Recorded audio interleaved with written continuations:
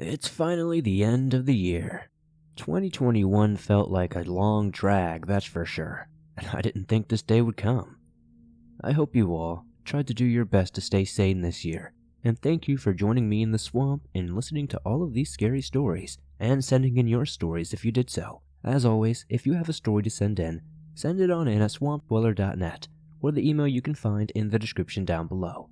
I'd love to share your story with everyone here in the swamp. This is going to be a nice long compilation of some of my favorite cryptid stories I shared this year. Some of these may be new to you, and some of them may be old. Either way, I hope you enjoy them. Thanks again for joining me all year long, and I'll see you again soon with some new, scary stories. Be sure to hit that like button and subscribe if you haven't, and get ready for some allegedly true and downright creepy cryptid encounter horror stories.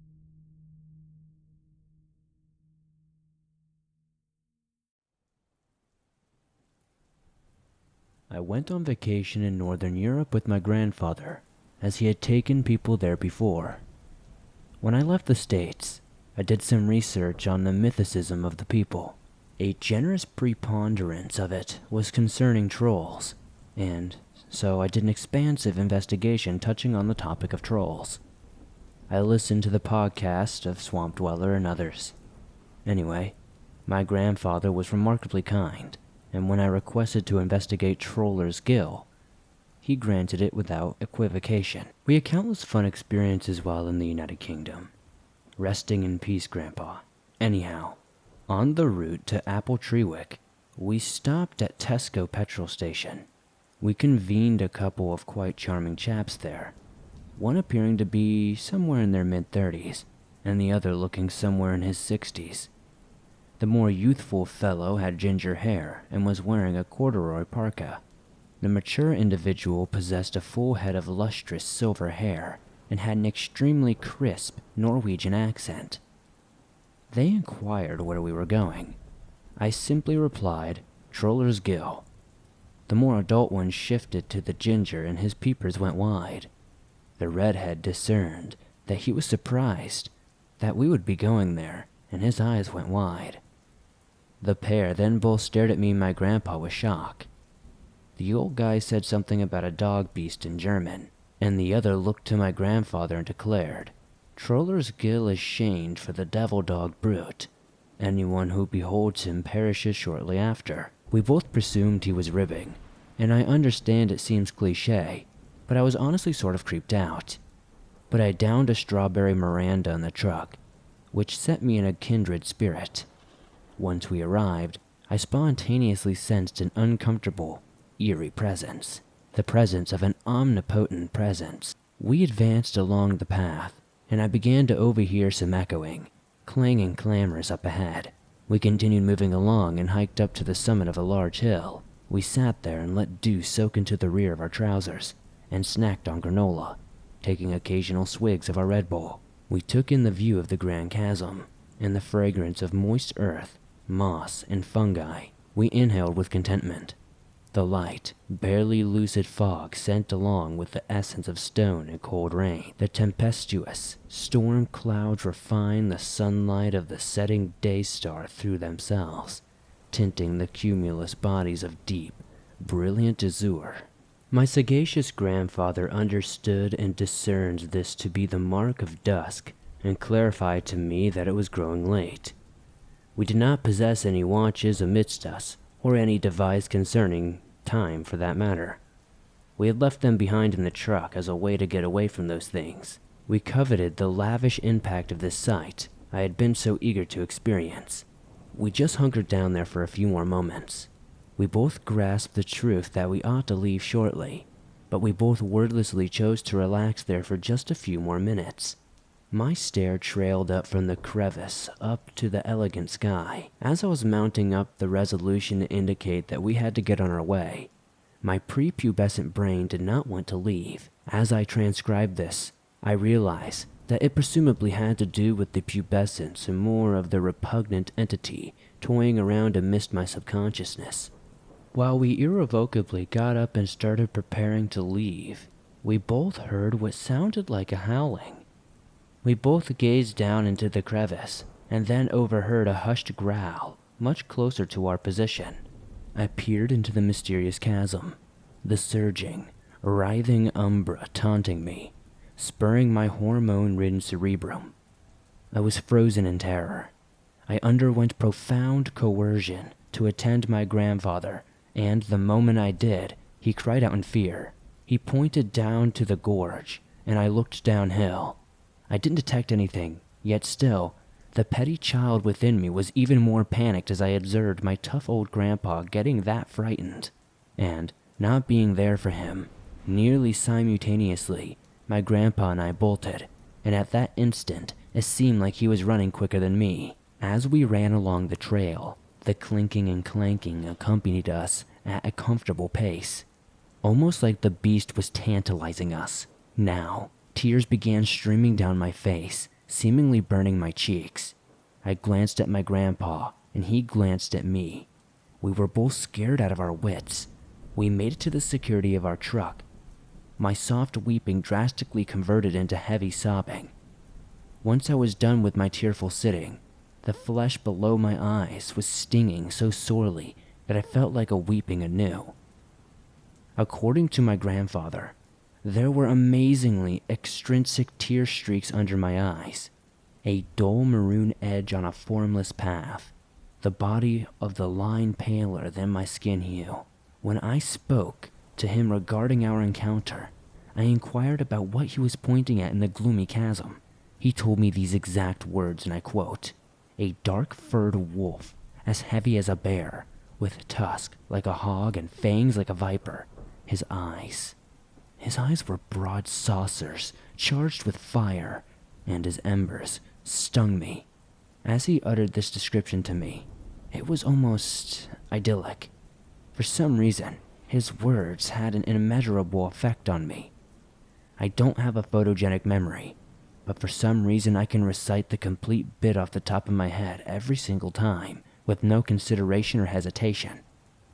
Like the place had a lasting mark on me. I might go back there someday. I can't grasp what I will do. There were only 2 material things I took home with me from that monster, but you surely couldn't label it as evidence. A tear in my beloved sweater. Now, I normally go with the flow, but for some reason, it made my heart stop. I suddenly broke into a cold sweat. I originally noticed it when I was on the way back. I was tensely fiddling with the finger breadth of my attire.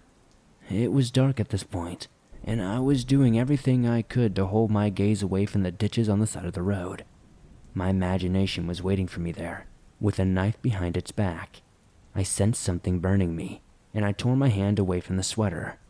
I noticed a tear, and I somehow associated it that it was ripped with teeth. Not hominid teeth, but something sharper. My grandfather didn't discern my pain. It was dark, and he was concentrating on more significant matters like driving.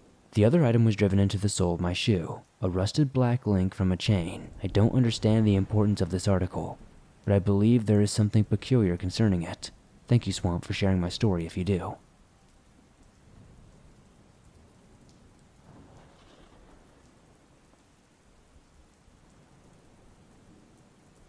It was Reforger 1976, and I was separated from others that were with me in the forest of southern Germany.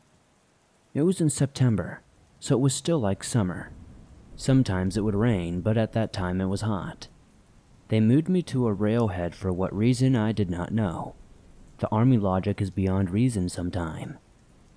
At this, they had a lot of tanker trucks, and these trucks looked to be abandoned as I walked by them. It was strange to see them like that, I thought. At night, we had to sleep in the hallway on the floor, and that night I fell asleep very fast because I was very tired, and it had been a very long day. Later that night, I woke up, but I was not in the same place where I fell asleep. This had me disoriented, as I was unfamiliar with my surroundings. I was suddenly awake and walking into a small town. Now I had heard of this town before. It was known as a school town, which had nothing but girls and women living in it. I heard a voice in my head, telling me that a self-propelled howitzer was lost, and they were looking for it. I had to find it, and for whatever reason I knew details about the situation. It was a medieval-looking town with cobblestone streets that looked like an old vampire movie location. At this point, I was not looking for the howitzer in this town because it was way off the beat and pass that no person with the right mind would travel to this location. It was primitive to say the least. I was in Germany for 2.5 years. I went to places near the east and west border that looked like cave people lived in there. There was a mound of dirt and doors. This town reminded me of ancient Europe, but they still had houses where people lived. This town was so far off the highway that I was angry because they sent me here. I could not believe my eyes. There was the track, and it was abandoned. There was nobody manning the track. A thought came to me, was that it was a town full of women, so the crew might have taken off with them. So I decided to start looking for them. I started knocking at the doors of the buildings around, trying to find the missing crew. A blonde woman answered the door, and she asked me in. I started to talk to her, and we got to know each other, and then one of her friends came in with the blonde woman and started to ask me if I wanted to stay the night because it was getting late, and it was far from any army units. I think she was also lonely and wanted somebody to spend the night with her. Lucky me, I was in the country only a few months, and I was in a town full of only women, and one invited me to stay. This was one adventure that I could talk about. Remember, life is an adventure, one after another. I thank God because, to me, He is the one that puts things in your life and makes it more interesting. The blonde woman talks broken English, so she never gave me her name, and she started talking to her friend in German, and her friend got angry. They looked like they were going to fight. Her friend was a dirty blonde, who stood up about 5'7". They were both at each other's necks. They were wearing jeans, and I did not remember their tops. I don't remember if they were wearing shoes or not either. I guess the details are not very important. I start to go into the bedroom to get some sleep. I later fall asleep, and I believe the blonde woman and her friend come in walking in the room. She looks at me like she wanted something. Remember, this town was nothing but women, but she may have not seen a man for a long time. So I got up to hug her. She was around 7 to 10 feet away, and then I felt something hit my face. The only light that was coming into the room was barely even shining any light for me to see. I rubbed my face and looked at what it was. The color was red as blood. There was no other person in the room but me and her, and it started to look like she was falling apart. Part of her body was flying everywhere. The shock of seeing this left me trying to figure out what was going on. Was I caught in a dream? Was I caught in some sort of delusion? What was happening? There was nobody standing that could have done this. She was standing in front of the door, and light was hitting her, and there was nobody standing next to her. It was like a spirit was hacking her with a knife. So my thoughts got back to me, and the first thing I thought was to run out. I gathered my clothes and ran as fast as I could. I had my M16 but no ammo, not even a bayonet, so I could protect myself if it came down to it. I could use my rifle as a club, but as far as I could tell, I could not see the creature. So I got dressed and decided to go see if I could find the howitzer again, to see if I could get something like a radio. But I never used one, so I did not even know how to turn it on. I was still a recruit, barely even in a year, yet I still need to learn more. When I started to hear my name being called out, someone was screaming my name, and I was still in the track. Then it jumped and hit hard because it shook the track and knocked me off my feet. I was on the floor. Then I saw it. It was a lizard. A humanoid lizard creature, standing around 7 foot tall. It sounded angry for some reason, and it was coming straight for me, with red glowing eyes and brown scaly skin. It hit the track hard, so that it left a dent in it.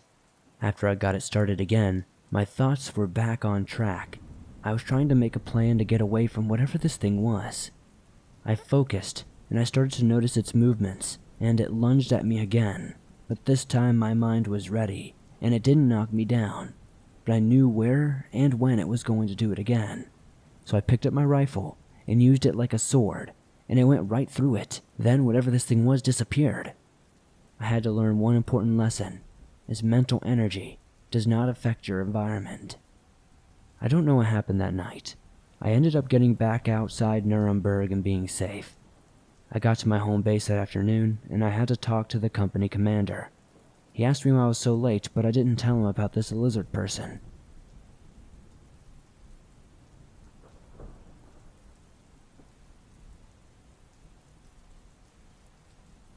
I've seen this creature for several nights now on my way to and from work. The first couple of times I just saw the reflection of its eyes by the side of the road before it skitters away out into the woods.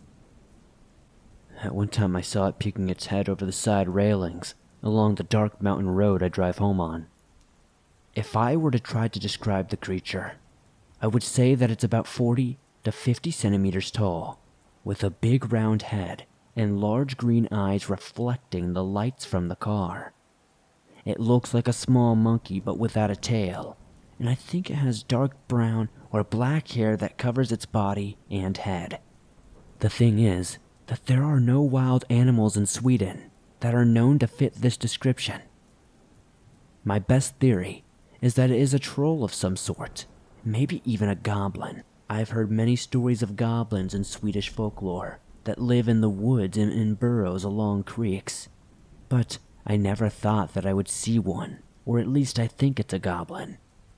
But that is only a theory. It's the only thing that makes sense, or as much sense as it can.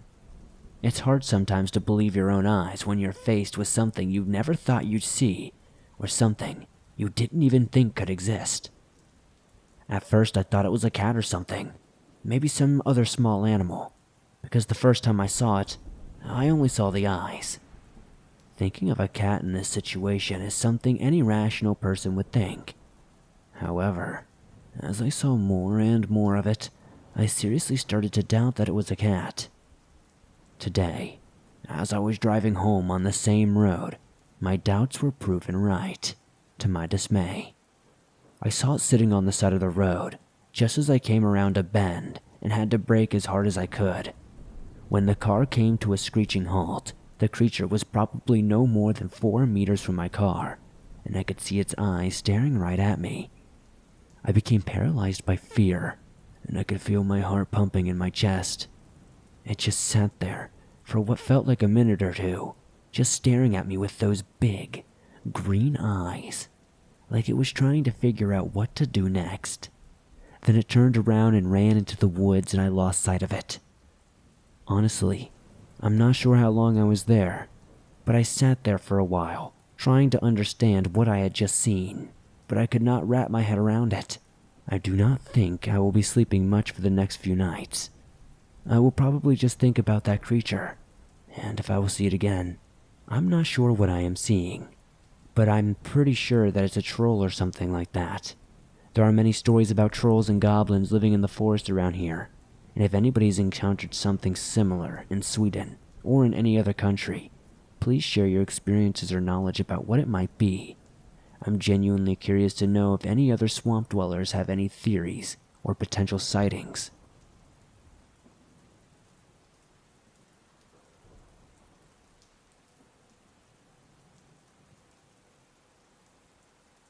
I'm a big fan of horror stories. There's nothing better than sitting home on a cold, rainy day, listening to allegedly true horror stories, wrapped tight in a giant blanket, pretending to be a human burrito. But listening to these stories on Swamp Dweller's show and experiencing them is a road I never wish to cross again. I, myself, am an 18-year-old dude from a small country in Europe. I have a good body build from all those years in the gym and an excess amount of protein. I've lived my life in the biggest cities in my country, but I have never shied away from going to the countryside to get a bit of that countryman life. So, in the summer of 2019, I and 2 of my friends, Martin and a guy everybody called Wolf, decided to go binge drinking in a log cabin that was located some 35 miles from the nearest city. It doesn't seem that far, but none of us had driver's licenses at the time. So, at about 7 p.m., we hopped on a train and went to the woods. From where we had to walk about 3 miles to the glorious 2-story log cabin. Inside, On the ground floor, there was a kitchen and a bedroom. Upstairs on the second floor, there was a small hallway which led to another bedroom with separate beds. I and Wolf established our presence in the second floor bedroom, and Martin settled down in the ground floor bedroom, like the little loner he is. There's nothing wrong with that, by the way. We were prepping food and drinks, listening to music, never minding that we were in the middle of the woods, miles away from the nearest civilization. But we had lots of drinks and snacks. So what else would we need, am I right? About a half a mile away from the cabin, there was this massive pond. After a couple of beers, we went there, thinking we could go for a swim. But seeing the unnaturally dark water and a little forest of reeds, we decided that it probably was not worth getting rashes from the dirty water or cutting our legs on whatever litter might be roaming on the bottom, and we made our way back to the cabin. The evening was extraordinarily beautiful and peaceful. The red and purple sky was stunning, accompanied by the giant bonfire we made for the night full of marshmallow roasting and drinking. When the nighttime came, we were quick to drink, and it was about 1 a.m. We were all in a good state of drunkenness, some more than others because Martin was already passed out in his folding chair. Wolf and I carried him to his room and put him in his bed, leaving all the doors wide open. Everything outside was pitch black, and our smartasses didn't bring a flashlight. But with one friend sleeping and us getting bored, we decided to walk back to that pond we went to previously and make a small campfire. But as we got near the trail that leads to the woods, we heard leaves crunching and twigs snapping, like somebody was quickly walking just behind the trees about 30 feet in front of us. We quickly stopped. Wolf whispered, "Hey, I think someone's there." "It can't be. It's a private territory. Must be the wind or something," I said. Being quite drunk and actively brave, I loudly shouted, "If there's someone there, put your freaking hands up in the air." Yeah, very mature, I know. But then, the sound stopped. It was as if whatever was making those sounds was never even there. Not being able to see because of the darkness, we got a bit creeped out and started to walk back towards the cabin, talking about how funny it would be if somebody lifted their hands in the air after saying that. But what I heard then made my heart sink. From inside of the cabin, we heard an ear-piercing scream. It was Martin. We rushed to the entrance of the cabin. Then we saw it. A pale, gray-skinned humanoid creature. It was probably about 5 feet tall with disproportionately long arms and webbed fingers. Its legs were bent backwards and were super skinny. The face had 2 giant black eyes and a mouth that was open, showing a row of long, pointy teeth. The creature was holding Martin's leg while he was screaming inhumanly loud. I never thought a human could produce such a high-pitched scream. The thing had to run past us at some point and get out of the cabin. So I was scared and wanted to pee myself. We had to somehow get past this thing to get inside.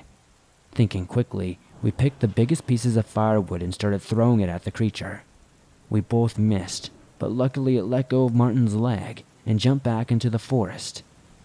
We quickly dragged Martin back inside, closed all of the doors and windows, locking ourselves in the second floor bedroom, backs pressed against the door. Martin's leg was pretty badly scratched. We poured vodka on the wound and DIY bandaged his leg. The rest of the night we heard scratching at the entrance and the windows. We were afraid it would break the windows and get inside, but to our luck, it never did. At one point, the scratching stopped, so Wolf went to the window and checked if it was gone, but to his horror, it was standing outside the window, looking straight at him. When the sun came up, we checked through all the windows for the creature. It looked like it was gone. We had to get out of the woods. After a couple of hours of being absolute scared out of our mind, we finally grew a pair and started running as fast as we could. The journey to the train station was the longest of my entire life. I was afraid to see that creature again, but we managed to get home safe. We've never told anybody what we saw.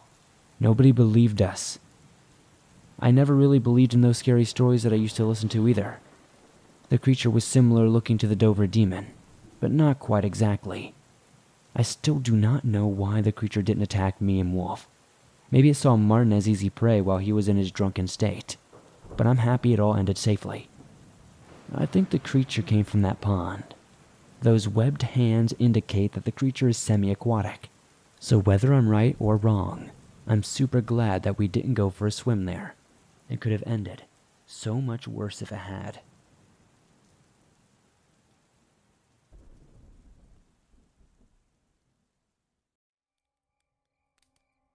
In the early winter of 1996, I was dating a girl from the Tonto Apache Reservation in Payson, Arizona. After leaving the reservation sometime around 3 a.m. in the morning, I had a right-hand turn from the res to go back into town, before the stoplight and big casino were built there.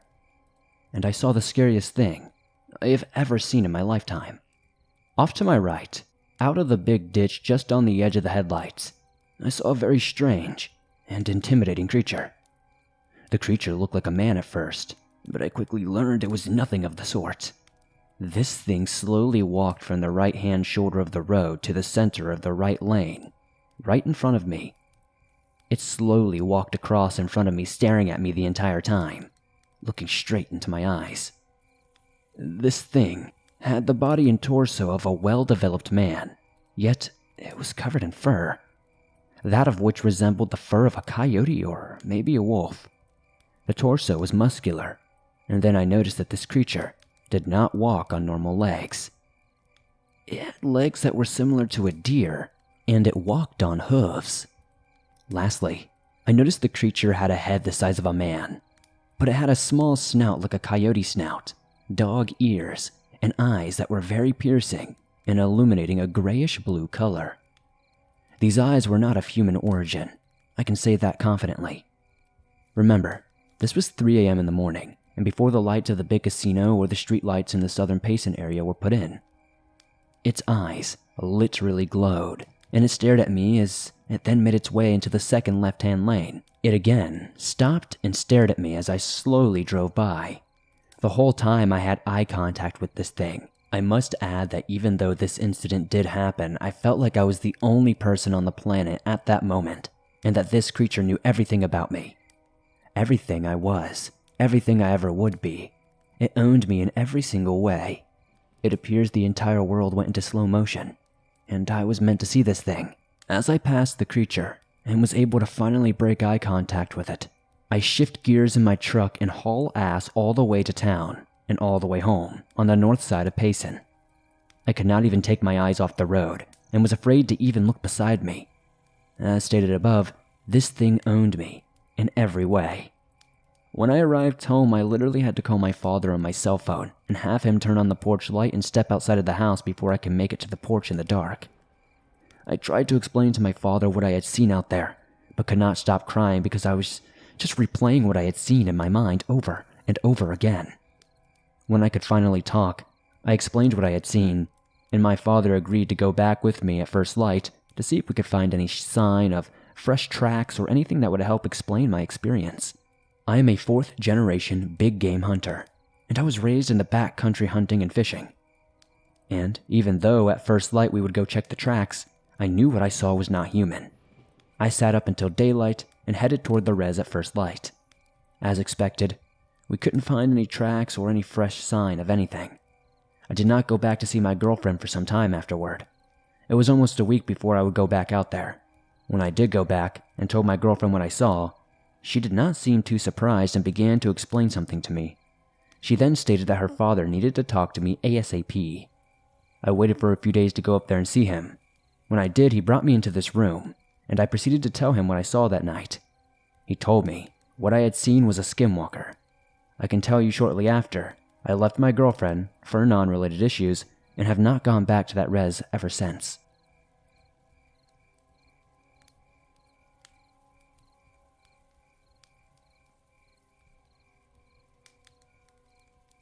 I live in a very out-of-the-way village in a 70-year-old house roughly 19 miles from the border of Colorado.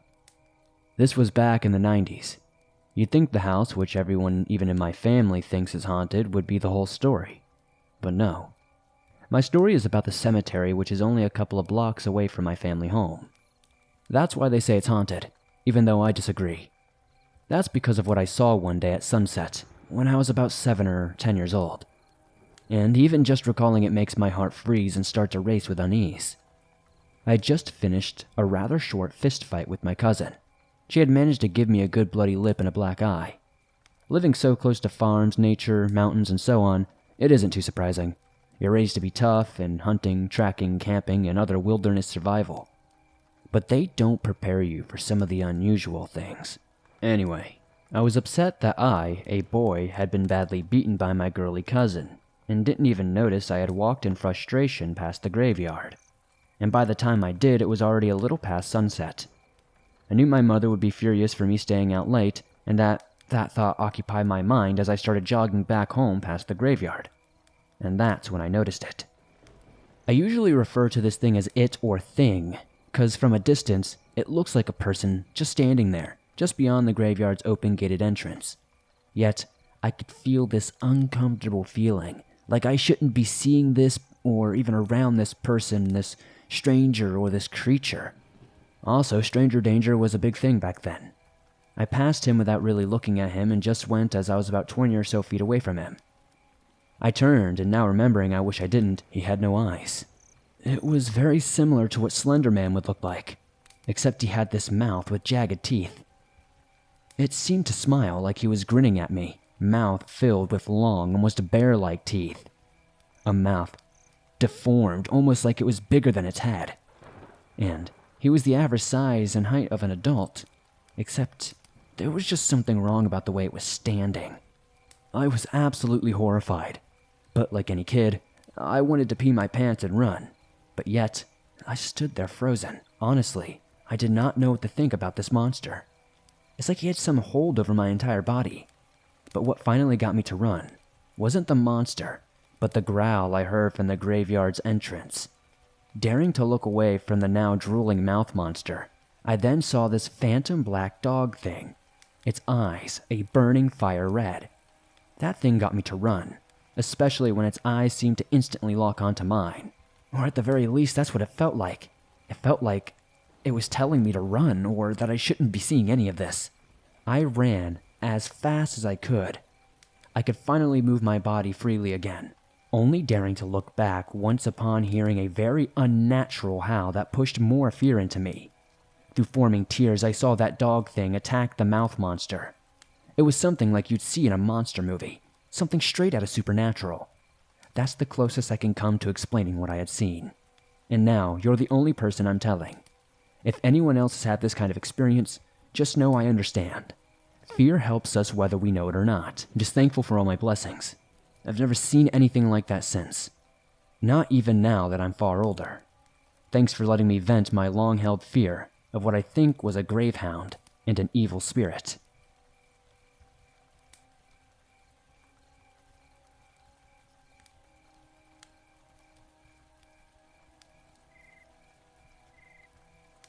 Hey there, Swamp Dweller.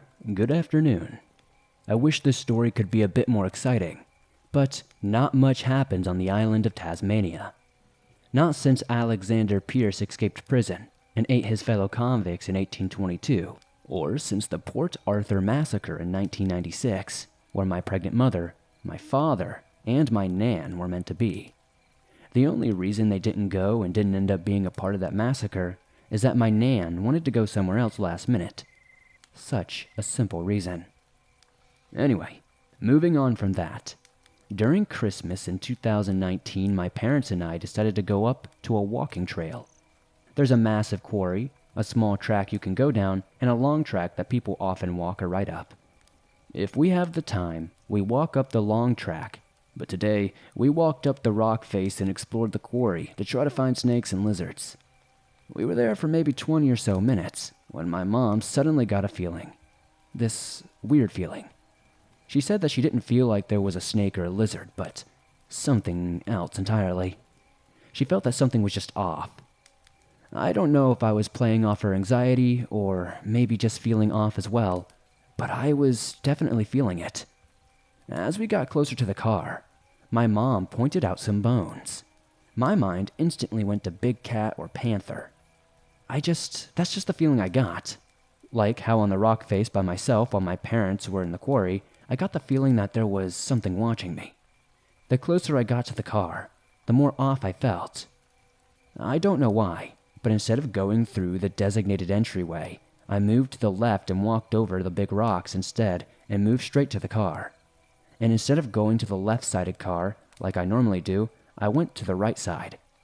My mom unlocked the door, and I could not get in quicker. While I stayed in the car, my mom opened the boot to grab something while my dad moved to the right, where there was a bit of a ditch or gully and some denser brush. I kept on looking to the left out my window, if that means anything. Soon, my mom and dad got in the car, and dad said he had a weird feeling too. For some reason, after that, my mind shouted, "Body." He said the closer he got to the ditch and gully, the worse feeling he got. Now, it's one thing for us to get a weird feeling, but all three of us? And the fact that my dad got the weird feeling too? My dad pretty much never gets bad feelings, and he believes in ghosts. Hell, he even saw a hellhound once. But he doesn't jump to any conclusions of supernatural or paranormal straight away if something happens. We talked for a few minutes. My mom said she felt like we were being watched, and my dad and I said something about wild dogs. We were planning to leave a few minutes later and drive slowly to try and see something. We really felt like there was something watching us as we drove, and it was only on the left side, not the right. At some point, I had felt sick and almost dreadful. But all those feelings left and dissipated once we left that area. Since my mind sort of went to big cat and panther, I decided to look up big cat sightings and, hell, what do you know? A big cat was sighted back in August this year. Now, maybe that's not too weird for Australia. There are often big cat sightings. But for Tasmania, that's very rare. I'd like to hear anyone's thoughts, feelings, and opinions if you have any. I wish this could have been more interesting, and I wish I actually cited something. But I wanted to put this out there to see if anybody else in Tasmania has been having these weird encounters with big cats, or even the feeling that they're being stalked by one. Guys, for the better part of their lives, our better halves have been fantasizing about the perfect wedding ring. Cut, clarity, carat, color, you name it. For us, not so much. And jewelry stores clearly think the same thing. I've had countless troubles I can't even begin to tell you about trying to find bracelets, necklaces, or even rings for myself in stores. But that's where Manly Bands comes in. Manly Bands is here to rescue you from an otherwise hellish band buying experience. Manly Bands offers your hand the freedom to look how you want it to, in just about every type of earthly material imaginable, and even from space. I chose the Narrator Band, as I love the way it looks, it's very sleek and it fits just right. To get started, order the Manly Ring Sizer from Manly Bands to ensure that your ring will fit perfectly during your work and play. Once you know your size, it's time for the fun part. Manly Bands has an insane selection of materials to choose from. You have gold, wood, antler, steel, dinosaur bone, and even the meteorites that killed them. You can also choose from one of Manly Band's curated collections like the Jack Daniel's Whiskey Barrel Collection. Once you've selected your band, Manly Bands offers free shipping worldwide, a 30-day exchange policy, and a free warranty. While there might be a 50% chance of your marriage working out, there's a 100% chance that you're going to love your Manly Band. To order your Manly Band and get 21% off, plus a free silicone ring, go to manlybands.com/swamped. That's manlybands.com/swamped for 21% off. Manly Bands.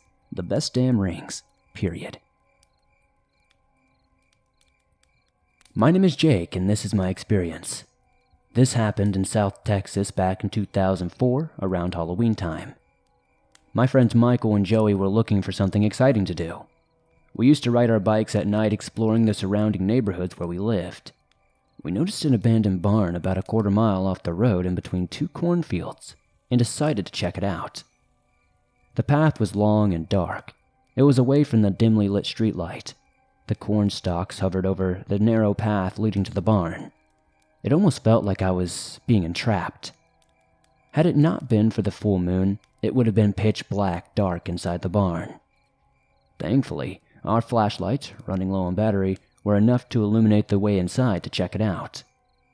We must have stuck around for 10 to 15 minutes, exploring until a strange feeling set in. That someone, or something was watching us from within the corn stalks. I told them, "Hey guys, let's head back. It's getting late."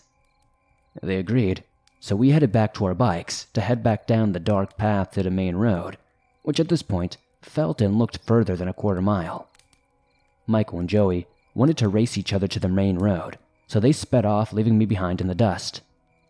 As they sped off ahead, I slowly started biking towards them, when suddenly I noticed corn stalks start to move heading toward my direction. This frightened me, so I picked up the pace, pedaling faster, and as I did, I noticed the dark figure started moving faster, parallel to me. I shouted, "Hey guys, hold up!"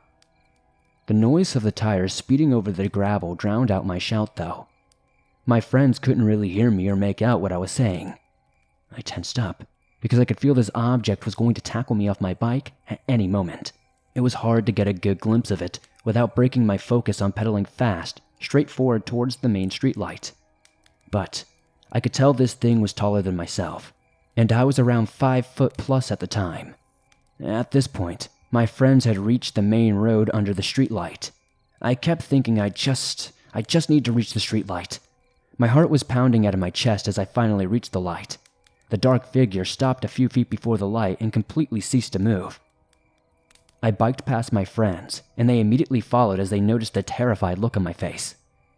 Once we got more into an area with neighborhoods and light, we slowed down. I shared with them the frightening experience, and they were left in silence, not sure what to make of it. We never did go back to the area at night. I had no interest in ever going back, period. I don't know what that thing was. It definitely wasn't a human. But it was very reminiscent of that Jeepers Creepers thing that I used to see in those movies. If anybody has any idea what could have been stalking us that night, please let me know in the comments.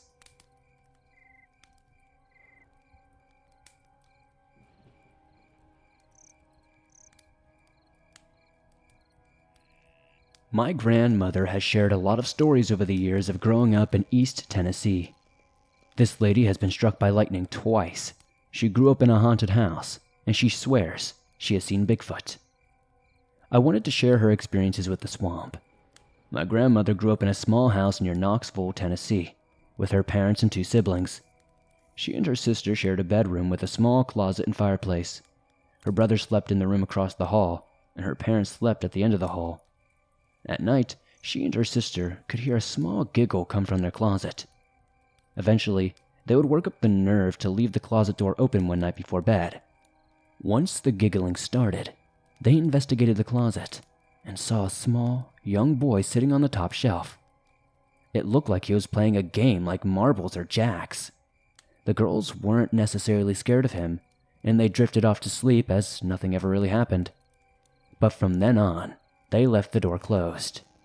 My grandmother and her sister would also wake up because their blankets would be pulled off their bed, or sometimes their beds would start shaking. Other times, they would hear chains rattling or the sound of iron sticks smacking inside the boarded-up fireplace. Although nothing really ever happened in her brother's room, he was made to believe. He drove home late one evening and found the front door was locked. They had one of those chain locks that slides into a groove, so someone outside could open the door, but only slightly. My grandma heard the door open and the chain smack, meaning he tried to get in but couldn't. So she walked out of the room to go let him in. As she walked down the hallway, she saw the chain lift, glide sideways, then fall. Her brother opened the door and realized there was no one close enough to let him in other than their friendly ghost. They eventually sold the house, which their ghost friend did not approve of. My grandma had all of her clothes packed away, so only hangers were left in the closet. The day they were supposed to leave, she walked down the hall towards the front door, but she heard a clatter from the closet. She walked back to find all the clothes hangers had been thrown out of the closet and were all over the bedroom floor. That was her last encounter in the house before they moved. Sometime later as an adult, my grandmother moved to a place near Norris, Tennessee. They frequently visited Big Ridge State Park. This is where she swears she saw Bigfoot. She gave an account to the Bigfoot Field Researchers Organization, the BFRO, which you can read the interview and follow-up questions on their website. They believed her story and met her there to walk the paths years later. Here's the story from her point of view. My parents my young son, and I had spent the day fishing at the Big Ridge State Park. We had packed up and headed back to the parking lot via a small trail that winds around the lake. My son and I were walking in front, and I turned around to say something to my parents. When I turned back around, there it was, walking across the trail in front of us. It was no more than 20 or so feet in front of me and my son. It looked to be about 8 to 9 foot tall if I had to guess. It didn't really have a neck. Its arms swung by its side as it walked. It had long, black and brown hair. The stride of its legs had to be 4 to 6 feet wide, since the trail was only 5 feet across and it took him 1 step to cross it. It walked stiffly and disappeared in the bushes and trees as it had never been there before. I turned back to my parents and asked if they saw that. They said they didn't. It was getting dark, so we got out of there quickly. During and after this encounter, the forest and lake were very quiet. Even though I saw it for just a second, I know it was not a human. It had to be a Bigfoot. And there you have it, swamp dwellers. These were my grandmother's encounters with ghosts and what she believes to be a Bigfoot. I hope you all enjoyed it.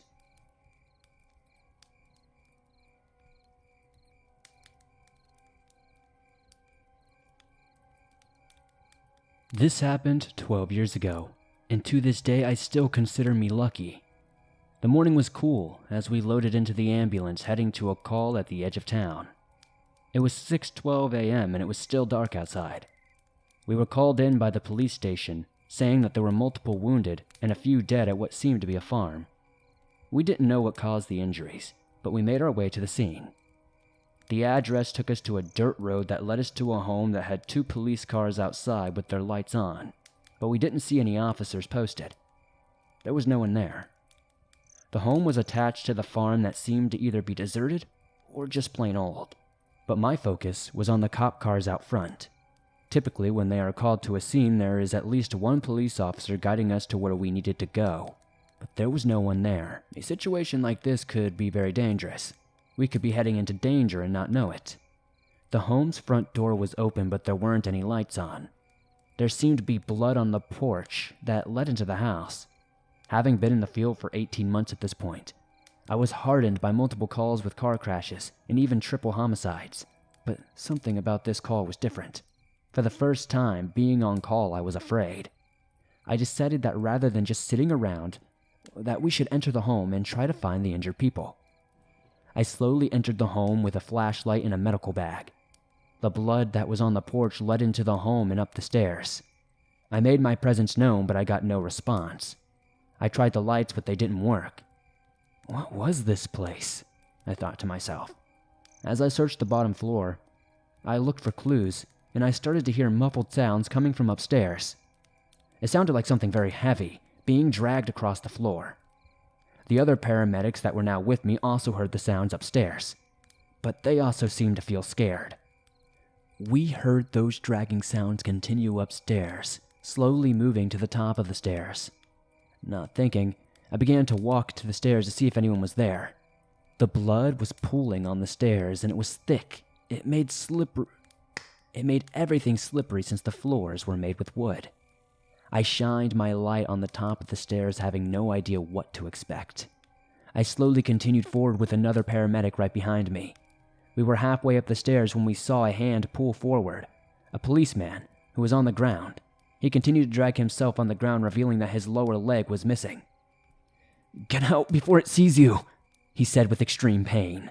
My medical training must have kicked in as I ignored this warning and rushed to his aid at the top of the stairs.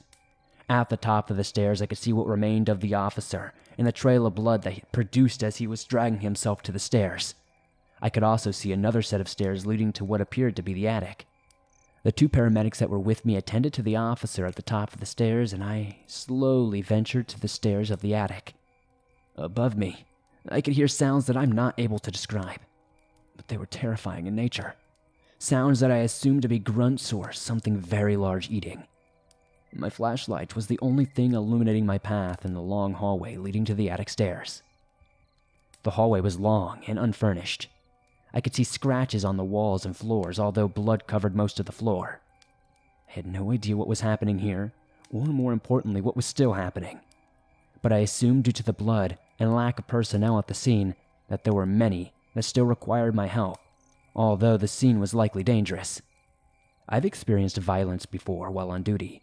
Many people while in shock can be aggressive and numb to pain while making subduing them quite the task. I wasn't necessarily preparing for violence, although it's never outside the realm of possibility. I proceeded to the attic steps alone, flashlight in hand. I was tempted to announce my presence, but I decided against it. I had a feeling that I've never experienced before, but the best I could describe it was that I was about to meet the devil. The literal embodiment of a devil, the embodiment of evil was up these stairs. I could feel it. I walked up the stairs slowly, hearing sounds much clearer, sounds that didn't sound good. I was about to reach the top of the stairs when I heard a loud sound coming from downstairs and a rushing of people entering the home. I quickly turned around and ran down the stairs over to the other paramedics, and the officer was in grave condition over there. Coming up the stairs was a SWAT team in full gear. This would be the first and last time I'd ever see a SWAT team come to a scene. They ordered all of us downstairs and told us to leave the officer. The officer was bandaged but unresponsive due to blood loss. They asked me, "Where is it?" sternly, and I pointed to the attic stairs. They rushed the stairs leading to the attic with their weapons drawn, and we went down the stairs. From the bottom floor, we could hear screeching and gunfire coming from the attic. A lot of gunfire. We were ushered outside by more members of the SWAT team. By this time, the sun was starting to rise, and not only did the SWAT team arrive, but also government officials in suits. They pulled us aside and asked us many questions. They asked us what we saw and who was all inside. Thankfully, we hadn't seen much, so we told them the truth. I asked them what was going on and what was inside. They didn't answer me, and they told me to attend to the people that they'll bring out. They brought out 7 bodies that day. 7 mangled bodies. None of them fully intact, however, the one officer missing both legs ended up surviving. What happened here? What did they shoot in the attic? What was I about to see in the attic had the SWAT team not arrived? I'm glad that I wasn't one of those bodies, but this night will never leave my mind.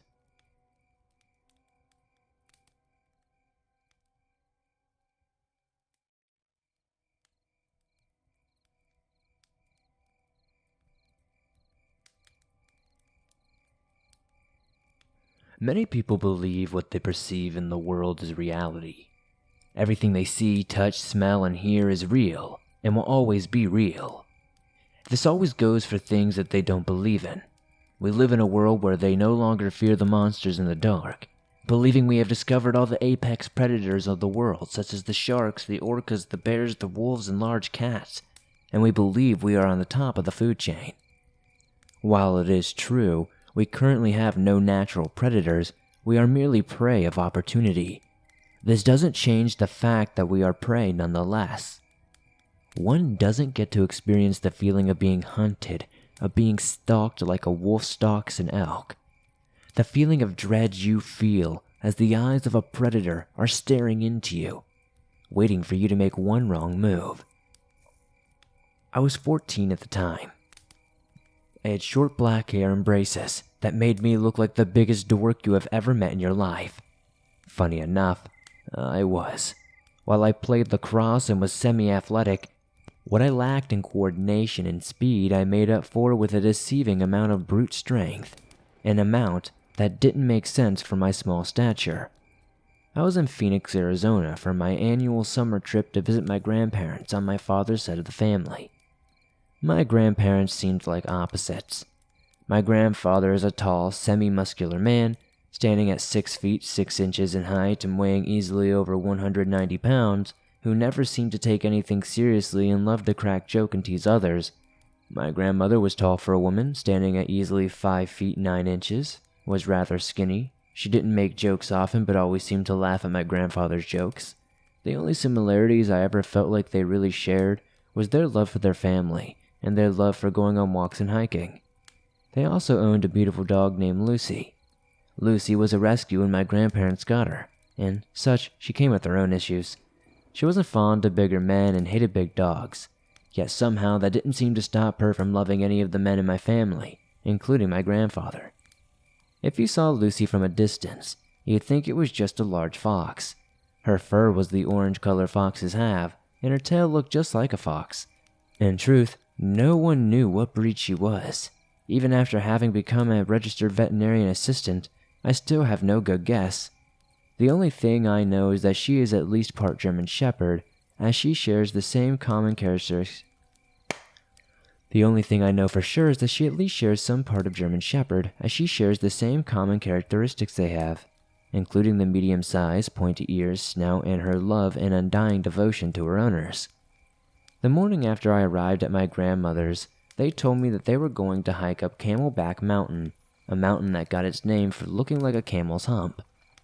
I hated the idea of doing this. Like most high schoolers, I just wanted to lay in bed and watch YouTube, especially since this would be the first year I didn't have my brother Jalen to keep me company. Jalen was my older brother, who had 6 years on me.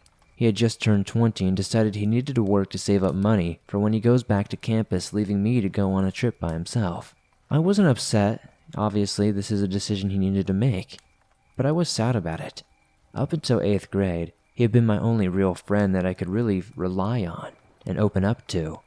As I was sitting in the car with my grandmother, I remember staring out the window, admiring the scorching sun, and listening to the steady panting of Lucy in the back. I looked up into the rearview mirror in hopes of seeing her smiling face, instilling confidence in me. I yawned and rolled onto my side, facing the passenger side of the car, and closed my eyes. While I slept, I remember reflecting on the story my grandfather on my mother's side of the family told me a few months ago. These grandparents only lived a few hours south of my family, so I visited them more often. My grandfather, who I will refer to as Papa to help separate the two, is a short, overweight man who loved his grandchildren more than life itself, but he took a liking to me more than anyone else. I think the reason for this was because I took the time to listen to his story. Papa had served in Vietnam when he was younger and had numerous stories to tell, a few of which were almost unsettling. He told me of creatures, the likes of which we humans have never seen before, living in the jungles there. He told me how the creature was more dangerous than the Viet Cong soldier or animal, anything like that. He also gave me survival tips in case I ever found myself stuck in the woods and felt unsafe. If you ever feel like you're being stalked by something, do not run. Pray runs. His voice echoed in my head. Don't ever scream. Pray screams. If you see the creature stalking you, do not meet its gaze. Most animals take that as you challenging it, and while humans are extremely capable creatures, being able to rely on adrenaline to take down a lot of animals, there are creatures in this world that will butcher us without hesitating. His words seemed to burn themselves into my head. All you need to do is make yourself look as big as possible and walk out of its territory as fast as possible while still walking. The last of his words echoed as I felt someone shaking my body a little bit.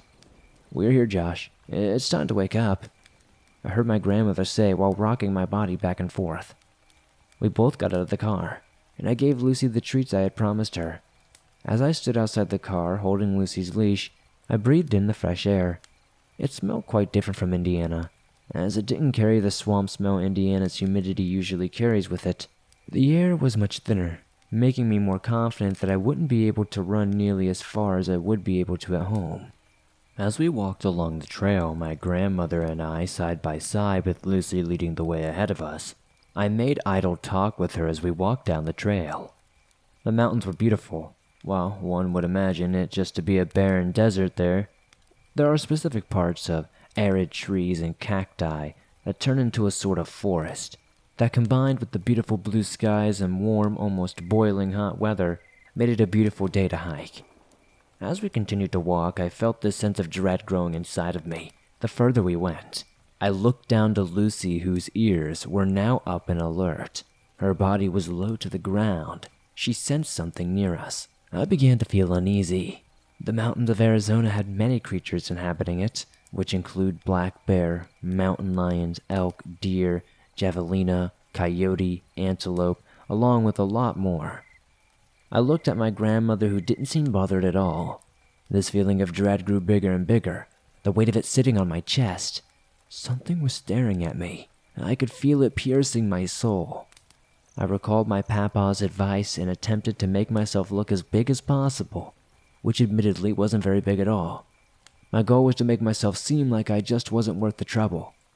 I looked around trying to spot anything out of place when I saw it. Peering around from behind a cactus was some sort of creature, covered in black fur. I couldn't see its body because it was behind the giant cactus, but I could tell it was easily as tall as this cactus was. This thing was easily 7 feet tall. I tried to avoid its gaze, not wanting to accidentally challenge it, but it felt as though my eyes snapped to them on their own. Its eyes were black. Not black, but more like they were completely void of light, except for a small amount of yellow. Their eyes were beady and honestly soulless. The longer I looked, I noticed this giant hand reaching around the front of the cactus. Its hands was big enough to fit my head inside of it, and it had 2-inch claws at its fingertips. My head snapped away from it, and I looked ahead. "Grandma, we need to turn around and leave," I said, trying not to show fear, but wanting to get the urgency across. "Oh, but we haven't made it halfway yet," my grandmother said with a sound of sadness in her voice. I needed to come up with something to get us out of there. I looked down to Lucy, who was still walking forward, but her head wasn't looking ahead. She was looking at my right, the direction I saw the monster watching us from. "Grandma, I don't feel good. My stomach hurts and I feel nauseous. Can we please just go back? I promise we can take Lucy on a walk a little bit later," I said, trying to sound as sick as possible. "I guess that is fine," my grandmother said almost disappointingly, as she really wanted to take me to the peak this year. When we turned around, I made sure to keep myself between where I had seen the monster and my grandmother. As we walked back down, feeling the dread continue to get worse. This feeling of hopelessness, that you are no longer the scariest out there anymore. That at any moment's notice, something could decide to take you out of this world. When we got back to the car, I noticed we were still the only ones out there, which is strange, as it was usually a place to go hiking that was very popular. Lucy reluctantly got back into the SUV, preferring to stay outside and keep watch while my grandmother got in the car.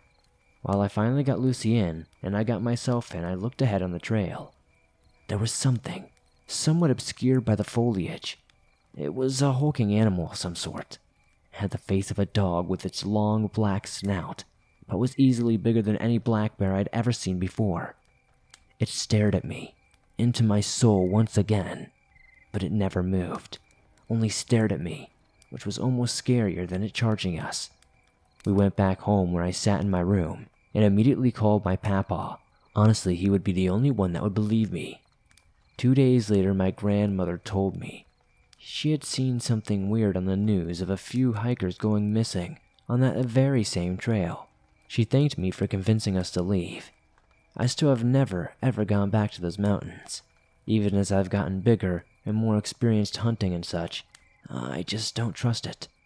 I now carry a serrated pocket knife that my papa had given me for my 15th birthday everywhere I go. I will never forget the advice he had given me.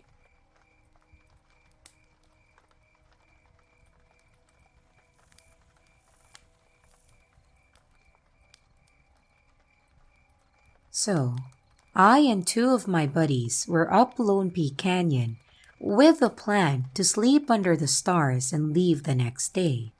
So we got everything set up and decided to go swim in the lake. On our way back, we saw a single deer with abnormally large eyes and ears, and it had odd proportions in general. I've grown up in Utah Valley my whole life, and I've seen thousands of deer, so I know what they usually look and act like. The deer was sitting on a rock like a dog, and it turned its head to watch us without giving any reaction. Its head seemed to turn and follow while its body stayed perfectly still. It almost looked like its head was detached from its body. I decided that it was just an odd occurrence and that I should just ignore it. This was at 4 p.m. About 30 minutes later, we were at our campsite and we saw the same deer chasing another, but it stopped and continued to just look at us for maybe 5 minutes. When we all looked away, it almost just disappeared. Maybe it took off as soon as we looked away, but this was also odd. 30 minutes after that, we saw the same deer, probably 200 yards away up on the side of the hill overlooking us. It stayed there for at least 45 minutes, just staring at us. The fourth time we saw it was later around 9:30 p.m. when we were in our sleeping bags getting ready to go to bed. The deer came up from the river that we were next to, probably 20 feet away, and just looked at us again for maybe 2 minutes and then went back down. The same thing happened again in the same spot 15 minutes later. It almost seemed to be checking if we had gone to sleep yet. It continued to check on us one more time, 15 minutes later again. At this point, I was a little freaked out, but didn't want to say anything because I was afraid my friends would say I was imagining things. So, we all tried to go to bed. And at about 10:30 to 10:45, we started hearing something maybe 10 feet away just under the hill that led to where the river was. We continued to hear what sounded like a deer walking in the river and coming to check on us. Every time it would get close, we would start talking and shine our lights into the trees to see if we could see anything. This happened enough to the point that we grabbed everything and left at midnight. On our way down, my buddy said they kept seeing silhouettes off to our sides. The entire way down we kept seeing weird things like a deer right next to the road staring at the mountainside at literally nothing, not moving or reacting or grazing. We continued to see more and more deer that were behaving oddly. But remember that we have all seen thousands of deer just up that canyon itself, and they never behaved like that. Please, anyone, let me know if you think it might have been something.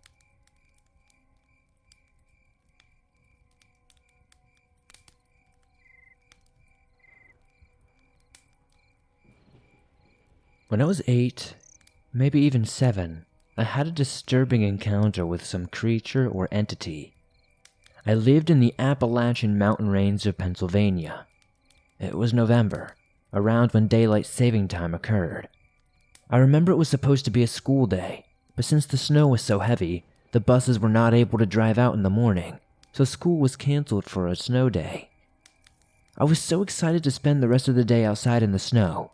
We had an acre of property, going quite far back into the woods. I was walking deep into the forest to a small frozen pond past my property line. Suddenly, the woods were dead silent. No birds, no wildlife scurrying around, absolutely nothing. I remember thinking it was strange, but kept walking. I really wanted to make it to the pond. I should have turned right then and there, but I was just a naive little kid. After I reached the pond, everything was still completely silent, and the hairs on the back of my neck felt like they were rising. I started to feel frightened, but I didn't exactly know why. I felt like something bad was going to happen to me if I didn't leave at that exact moment, so I decided to run back home. As I arrived back at my yard, I realized it was so late. The sun was setting. My mom was running outside asking where I was literally all day, and to never disappear ever like that again. Nothing of this ever made sense to me. I had only been outside for about 20 minutes.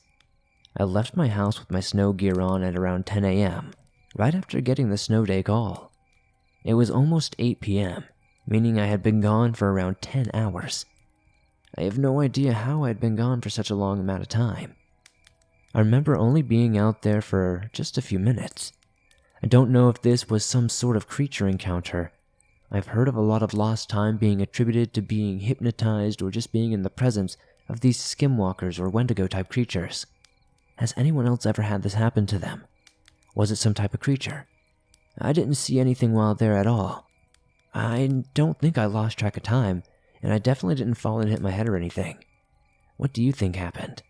Please let me know in the comments below.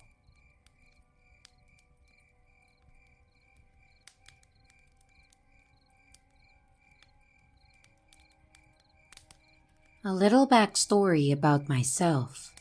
I'm a 15-year-old girl and I've always been shy my whole life because my parents treated me like I was an enemy to them.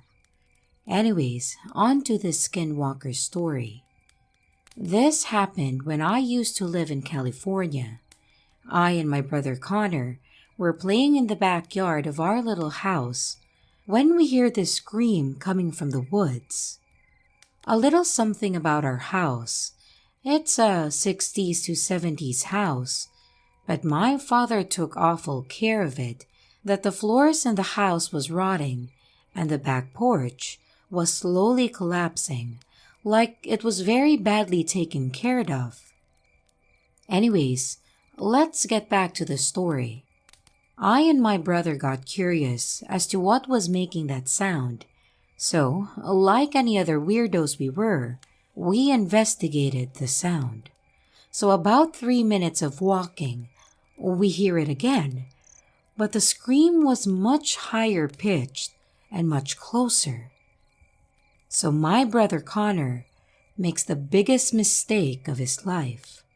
He screams back at it trying to mimic this thing, and the next thing we know is that we see it and it's charging at us, and we just bolted. We get back to the house and I open the back door.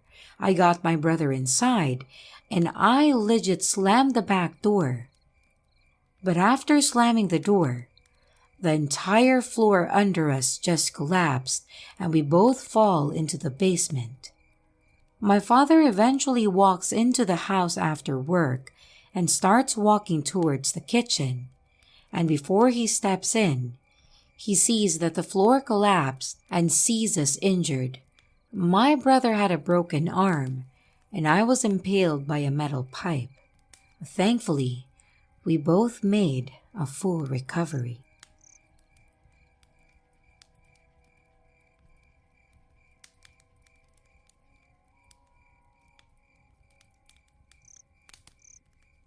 This might sound strange, but as a child I used to see things that are not normal. And not just that, I also suffer from sleep paralysis, which started when I was 11 years old. And when I experience sleep paralysis, I often see otherworldly creatures or leave my body. Aside from all of this, I have had other strange paranormal experiences too. But there is one creature I often see. I have written about it before. This angel-like creature that often visits me. This angel-like creature is tall, shaped like a human, but tall with angel-like wings, completely dressed in white and faceless, but speaks with a woman's voice. It has told me many times before that if I ever have any troubles in life, then I might just call on its name.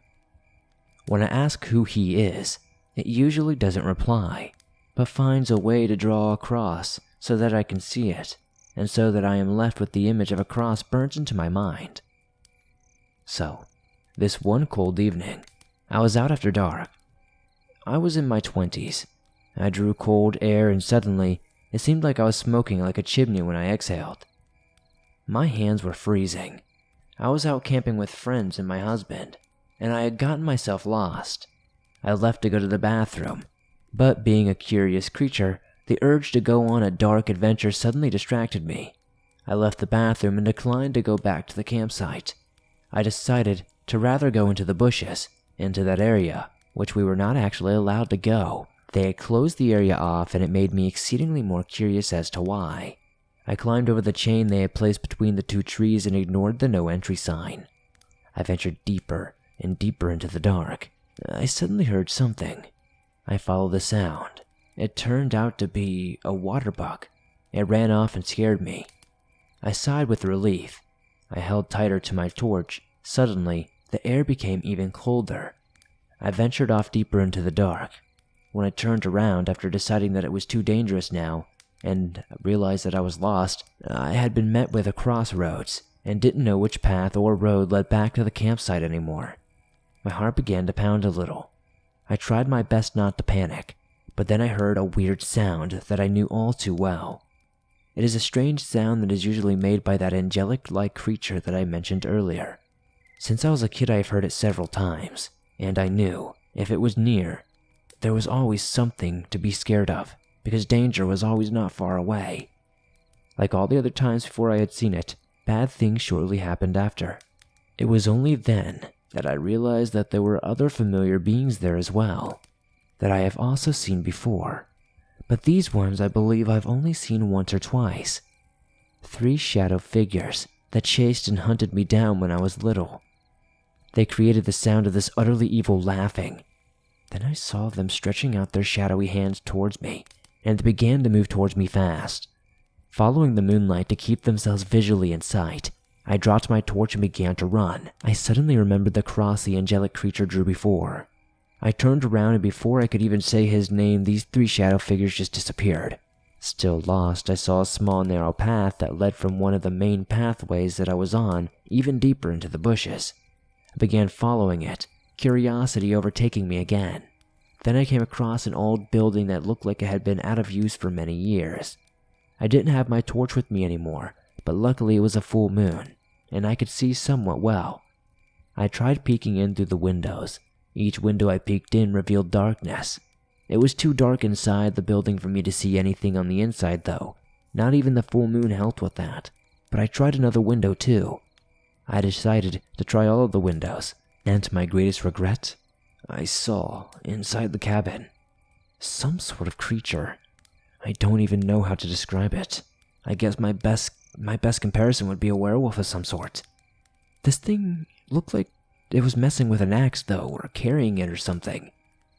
Because I could see it, or rather hear it, swinging it around. I ran back as fast as I could. I had no idea where I was going, but eventually, I made it back to where there was a security guard for the campground. I told them all about everything, but he didn't believe me and reassured me there was no such thing out there. Eventually, I made it back to my tent, but I never slept. I've never really told anybody about what happened that night, because I don't think people will believe me.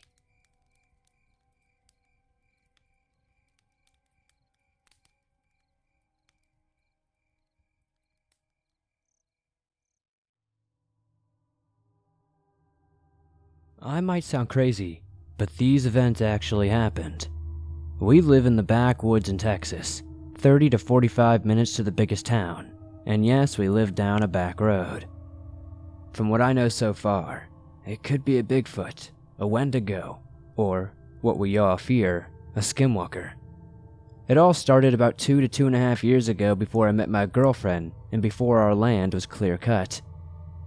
In August of 2018, I went out to the garage. It's about 50 feet from the front and back door. I am tooling around, and I can hear my father on the opposite end of the property on the tractor. I am in the middle of the garage and I heard something brush up against the back wall of the garage. Seeing many horror movies in my time, I'm not going out there, so I stay put. A few weeks went by, and the same thing happened when my dad was at work. That same day, I was leaving for work, and the clump of trees behind the garage began to shake forcefully. Fast forward to February, maybe even March of 2019, my girlfriend decided to look out the back patio door. She started saying, "No, no, no," following by shutting the door and closing the blinds. She ran to the guest bedroom closet to hide, and she began to cry. I followed her to the bedroom to try to calm her down. Whatever she saw scared the soul out of her. About 30 minutes later, we opened the patio blinds. There was nothing there. She said there was a hairy thing crouched over. Its back was not facing her though. Sometime around May or June of 2019, right before we clear-cut our land, my girlfriend found an airsoft gun under my bed and wanted to go shoot it outside into some puddles in our driveway. It was around 7 or 8 p.m. at night. We were shooting for about 20 minutes and we ran out of ammo. I went inside to go get some more plastic pellets. I was gone for maybe 2 to 3 minutes, and when I come back out, My girlfriend told me she yelled for me because she heard a whistle in the woods. I told her I did not hear it, and I did not hear her either, and so we go inside. About a month later, sometime at night again, she was walking out to her car. She got to the car, heard a whistle in the woods again, and began to freak out. A month or two later, we clear-cut our land, and the experiences all stopped inexplicably. Then, sometime around October, we got a couple of friends over. Let's call them Brad and Izzy for privacy. Brad is part Native American. I will begin with this. There is a railroad that travels between the main towns we go to. A few months ago, Izzy claims they saw a skinwalker one night along these tracks.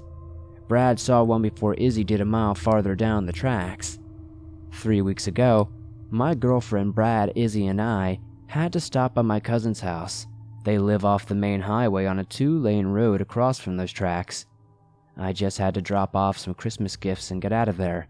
So I get out, open the trunk hatch, and Brad tells me to hurry. So I hurry up, drop off the gifts, and hurry back to the car. Brad tells me to drive, like now. So we go. My girlfriend and Brad saw 2 glowing white eyes across the street. So, all in all, they have had 3 experiences with what they are calling a skinwalker on that railroad. My girlfriend and I were leaving for work around 10 a.m. the next day. My girlfriend says she saw something across the road in the woods. Then, out of nowhere, we heard a train horn a few yards behind us. We live on a dirt road. If someone had a train horn, we would have heard it by now. I heard skinwalkers can copy voices or sounds. That same night when we delivered gifts, my girlfriend saw a black figure on a back row behind a grocery store. The next day she saw the figure leaving work, and the following day she saw it along the tree line at dusk. Last night, my dad and I were taking the trash out. We had a spotlight on. He was shining it around and saying, "Skinwalker." Halfway to the house, I told him to stop. I saw 2 eyes about 8 foot high off the ground. They were white and bluish like LED lights on a car. I asked for the flashlight and I shine it in the direction that I saw the, quote-unquote eyes. Nothing was there though. I almost forgot this first time Brad was at the house though. He came up to me while I was grilling. It was at about 7 p.m. so it was kind of dark. He asked me if I had a weird feeling like something was watching me, which before he came over, I had been feeling for at least 2 or 3 months. I don't know what's out here. I don't know if it's typical Texas Bigfoot, some sort of skinwalker, or something entirely different.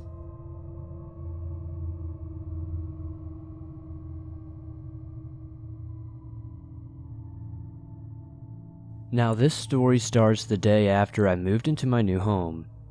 I had just moved from my apartment, which was in a bad neighborhood with lots of bad things happening there, but that is another story entirely.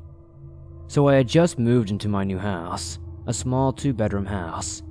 The kitchen was right in front of the master bedroom, and the secondary bedroom was right off the living room. I had my mother and 2 siblings living with me. They took the large master, while I took the secondary bedroom.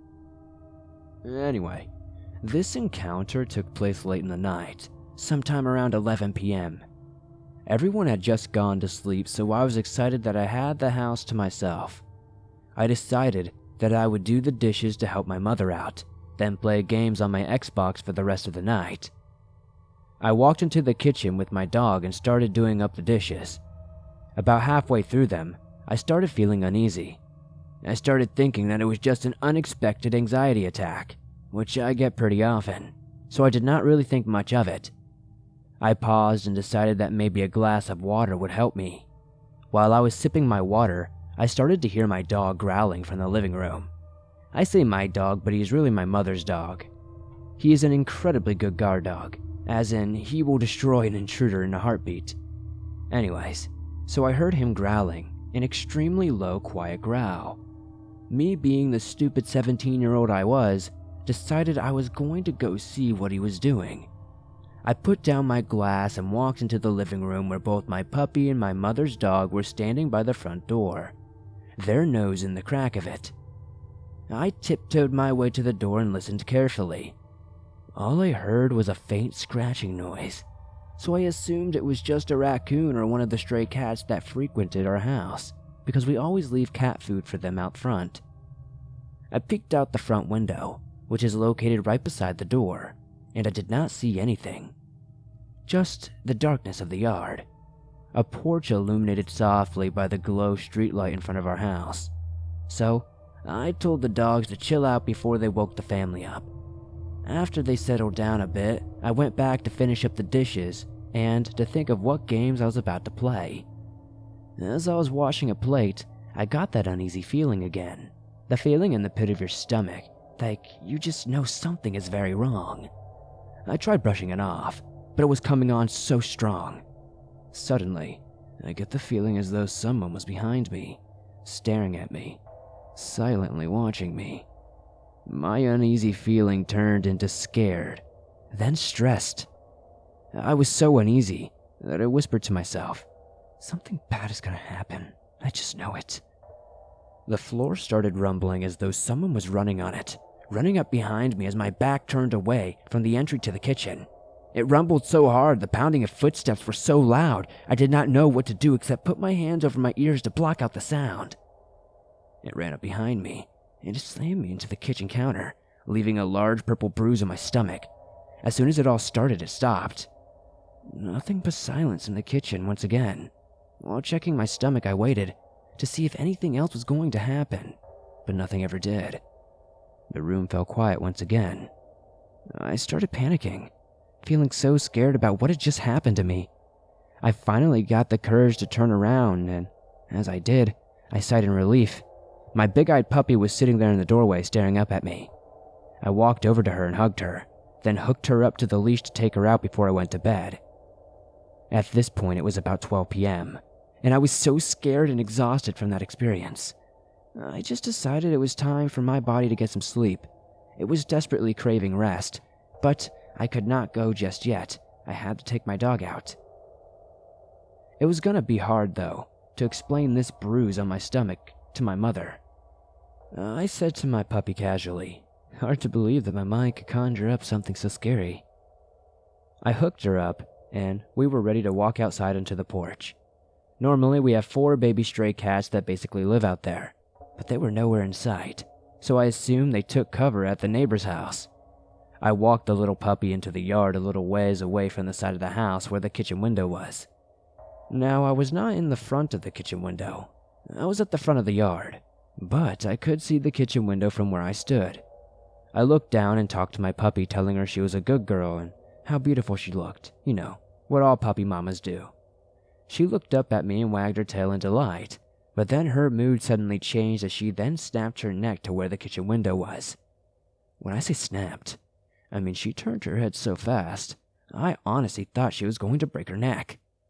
It startled me, so I naturally took a couple steps backward, trying to calm her down. I glanced over to where she was looking, just a small quick glance, and to my surprise, I saw something. I was not expecting to see anything, so I had to double take at the sight of this thing. We both sat and stared, trying to see what this thing was. It looked like a tall black silhouette, probably maybe 7 or 8 feet tall with my best guess. It had an exceptionally large chest. I remember the chest so well because it stuck out so far, like scarily far. The figure looked thin in the face but quite large in the rest of the body. It was staring over the large hedge that was in front of our kitchen window. It was staring into the window, like it was waiting, silently or something. Like it was waiting for something or maybe even myself to move inside the house. I'm guessing my dog's eyes finally adjusted to the darkness because she let out a small woof at the creature. As soon as she did this, the creature turned its head and stared at me with huge green eyes. My heart sank. The way its eyes were reflecting off the light, it made me instantly think that I was standing in front of a giant. This thing was easily 7 or 8 feet tall. It was silent. No sounds were coming from this thing. Nothing. I was so focused on the creature that I had failed to realize that the night insects had gone silent as well. There was no noise, except for the static sound of the energy coming from the city. I froze while my puppy started barking loudly and violently. What could this be? Am I seeing things? Is this real? I scooped up my puppy in my arms and ran inside of the house. all the while feeling the same pounding and hearing the loud thudding footsteps as the previous encounter that took place an hour later. I ran. I ran so fast that I almost tripped over my own feet multiple times. I darted indoors, basically tossed my puppy on the couch, and locked the door as fast as I could. Leaning against the door, I listened for whatever it was that chased us in. I also held the door closed, thinking it would do something to protect us from that thing. All I could hear were the sounds of my heavy breaths from running so hard. My dog was barking, and it must have disturbed my family because my mother came out of her room and saw me holding the door closed. She saw that I was distressed and wrapped her arms around me, telling me everything was okay and asking me what had happened. I could not get out the story. For some reason, my mind told me not to tell her because I knew she would not believe me. So I made up a story about how one of the neighbors startled me and assured her that I was okay. To this day, she does not know the story. None of my family does. And I still don't know what the creature was. But I do know one thing about it, that it will forever haunt my mind.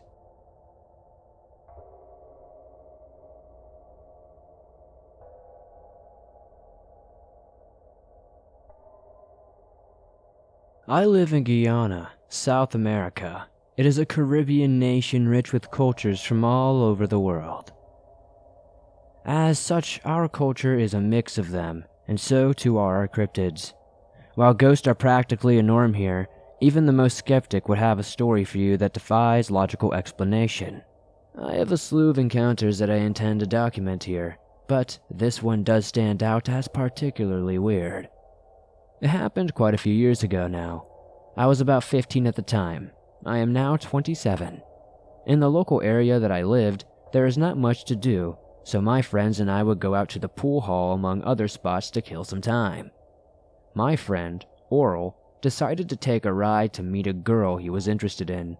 He needed a wingman, so I went along for the ride. It were the days of teenage poverty, so we shared a bicycle. As we rode to her house, we had no worries. It is our area, so why care about what time it was? It was about 11:30 at night if I do remember correctly. The area was incredibly dark. It was pretty much like a blackout. I was on the bar of the bicycle looking around as my eyes adjusted to the pitch darkness. But this was not necessary though, as what I saw next lit up not only the line of houses it flew over, but seemingly the very atmosphere around itself for a good radius of time. It was like a flying bonfire if I had to guess. We saw a huge ball of fire moving over the houses. It was no meteorite, but seemingly a living flame moving as if it had fully sentient mind. Like a bird of prey sniffing a meal. Imagine a meteorite that is made of spinning and swirling flames, and about 4 feet in diameter. That is the gist of it. From my extensive knowledge of our local legends, I knew that this was a fire wrasse, a male Indian vampire and fire elemental. They are regular humans that take upon a demon and evil spirit. They do these things to go about their evil deed to sustain themselves with the blood of the living, apparently. Before they leave their home, they would literally remove their skin to take their true form and place it into a calabash, which is a bottle gourd made from a plant. And then, they would go about seeking fresh blood while traveling as a ball of fire through the air. While they would prefer children and plump adults, they apparently loved to feed on healthy cows and farm animals. They would transform back into their physical form to feed, and then back to a fireball to escape and travel. My dad even gave me a few stories about seeing one at the sugar factory estate a few villages away when he was working there. Knowing what it was, however, he did nothing to quell our growing uneasiness burgeoning on fear. In the back part of the area, there were a lot of local cattle herders and farmers too, so it seemed to be in its hunting grounds. What followed next was more surprising than anything. The ball dipped and seemed to sputter, but I then realized it was making its way into a window of a house at the end of the block. We were both mesmerized by the whole situation, not daring to believe our eyes, but having no choice as it was no hallucination. We were both looking at this thing, slack-jawed, standing on the road not more than 100 to 200 feet away from this thing.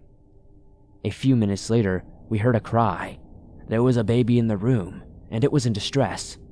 We panicked and did not know what to do. It was not like we could legally jump in there and help. We began to yell for the people in the house. Maybe they were still awake. Luckily, the father was, and he rushed to the crying baby, and we all watched in shock as the ball of fire launched out the window without breaking the louveur's glass panes. Or anything. It didn't even light anything on fire. It was a wooden house, so you would think. At that point, our limit for fear and craziness broke. We both got on the bike and rode to hell, trying to reach home. We did get there eventually, in record time too, and proceeded to try and forget everything we had just witnessed, but it was way too vivid of an experience. We discussed it many times over the years, always trying to find some type of way to discover some shred of rationality, but to no avail. That night we both know we saw a fire wrasse. There is no doubt about it.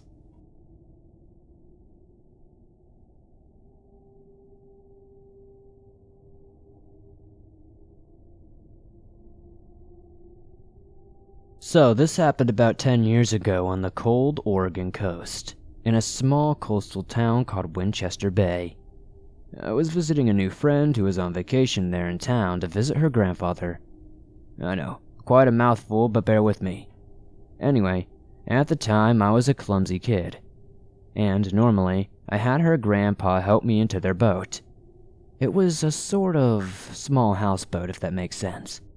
But this time, however, he was not available to help me out, so I had to get on by myself. But as I was placing my foot on the rim, something bumped the boat from below.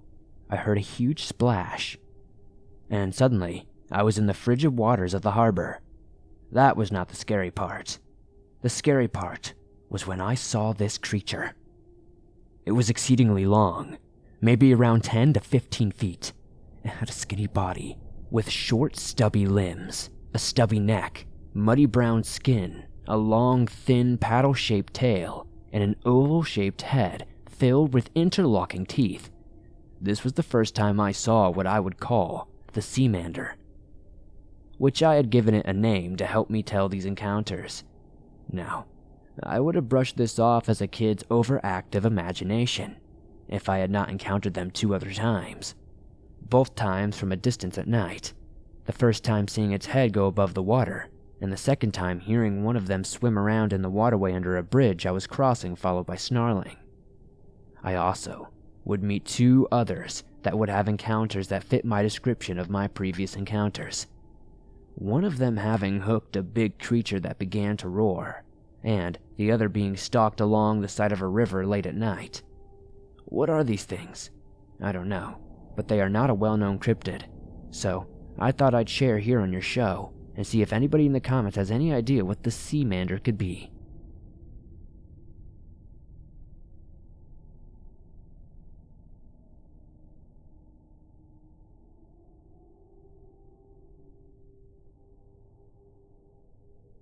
So 2 days ago, I was celebrating my friend's birthday.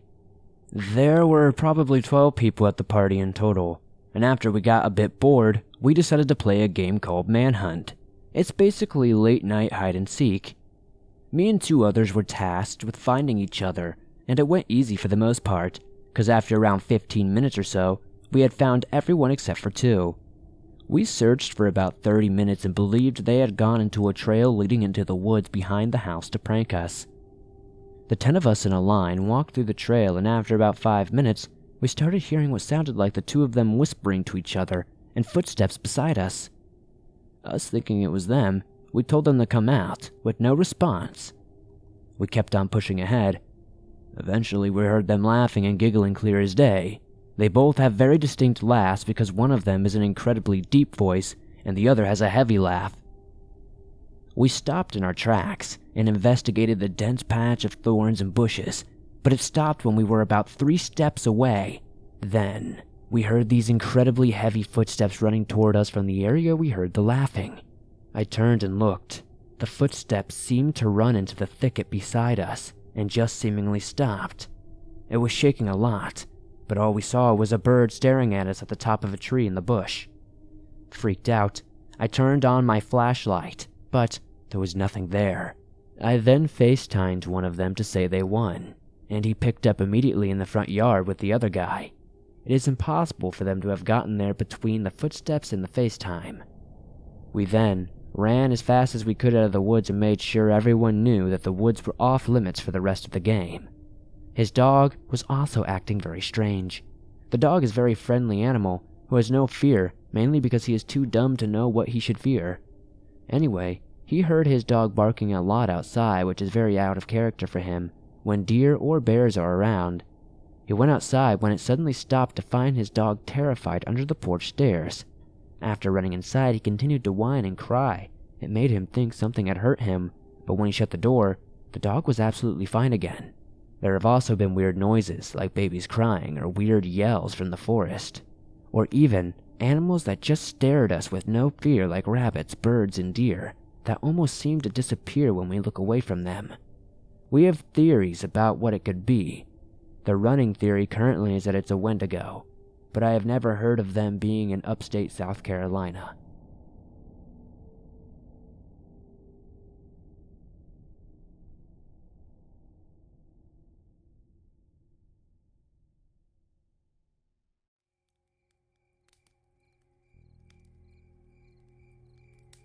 I have been hesitant on sharing this story for a while, mainly since I do not want anyone ever thinking that I or any other person in this story is crazy.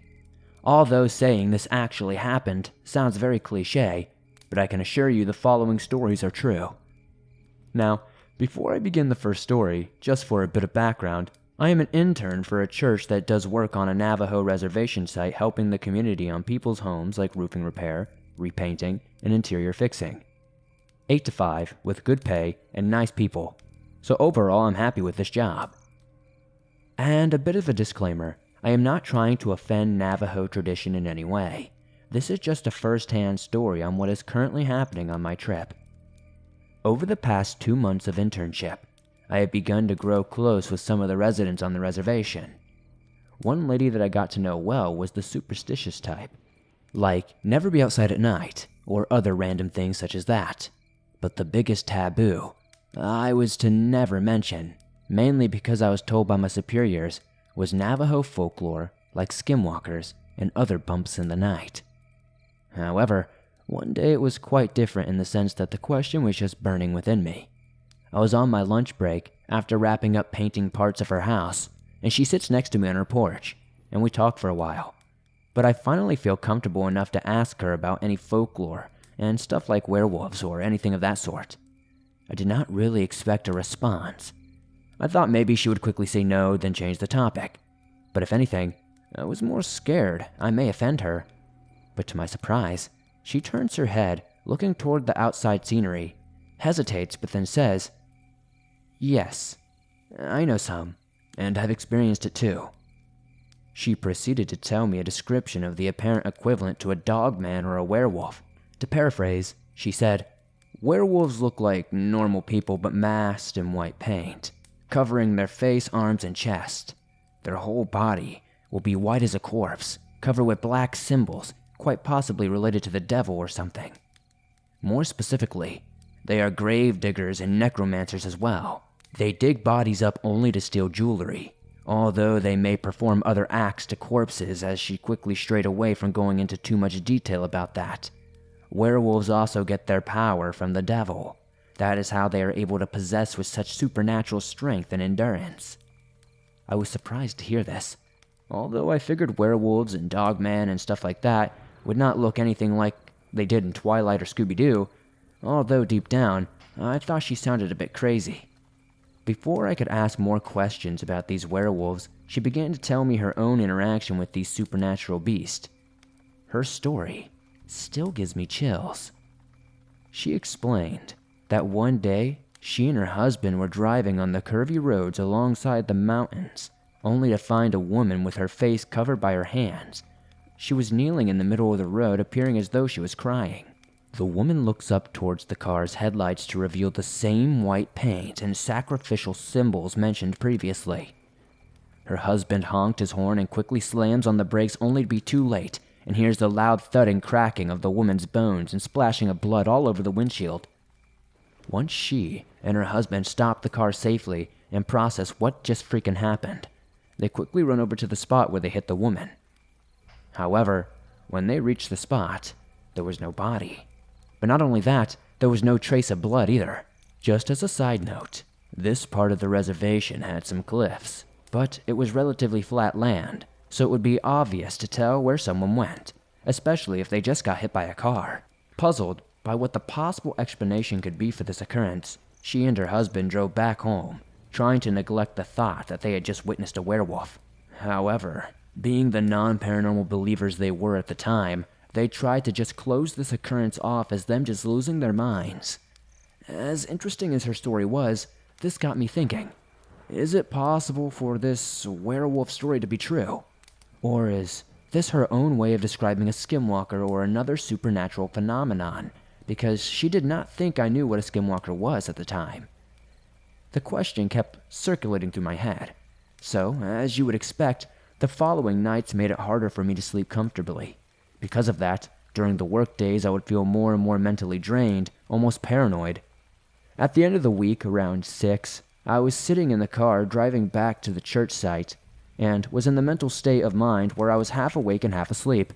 My buddy was driving and claimed that he wanted to pull over to the gas station that was near the church to grab a couple of snacks to munch on during our debrief time in our cabin.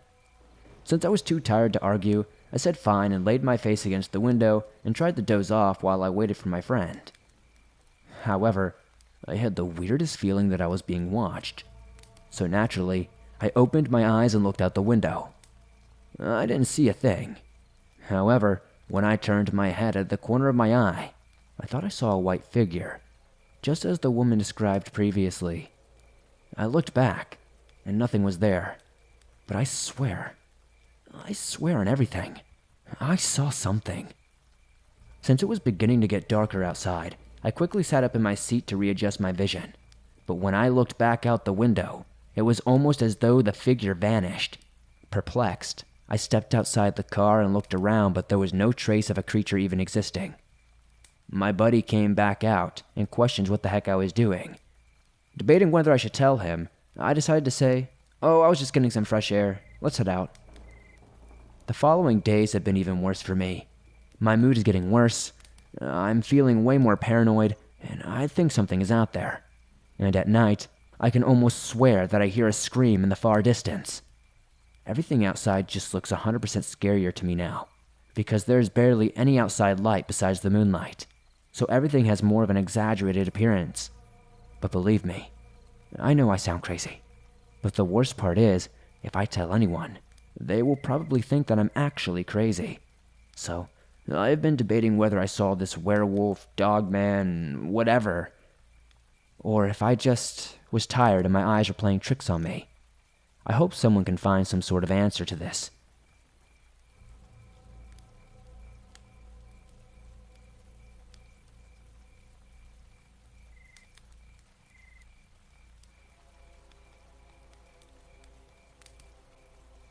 I would like to share an encounter I had in 2005 or 2006. I was 10 or 11 years old at the time, and it happened on my grandparents' property, out in the country near Denmark, which is southeast of Green Bay. The land out there is mainly farmland, with patches of woods every so often. My grandparents own a few acres of land, and on the far right of their land, there's a thick patch of woods and a swamp that goes on for quite a bit before hitting another farm field. I was standing on the back deck, shooting cans with my BB gun. It was a hot and muggy morning in July, and all morning outside, I just had this eerie feeling that I just could not seem to shake. It was like I was being watched, but every time I would look around the front yard, I could never see a single thing. I would just keep going back to shooting cans when I felt the feeling again. I started scanning the tree lines of the woods. This time is when I saw it. It was standing next to a tree. It was large, larger than anything I've seen around here. When I got older, I went back to that tree to try to get an estimate on the height. I would say it was around 7 to maybe 7.5 feet tall. The only way I can compare the body is to that of Arnold Schwarzenegger. This thing was yoked. It is unreal how big its shoulders were. Its arms and chest were also massive. It was almost like this thing worked out daily. It was covered in gray fur that was shaggy and thick on its shoulders and down part of its body.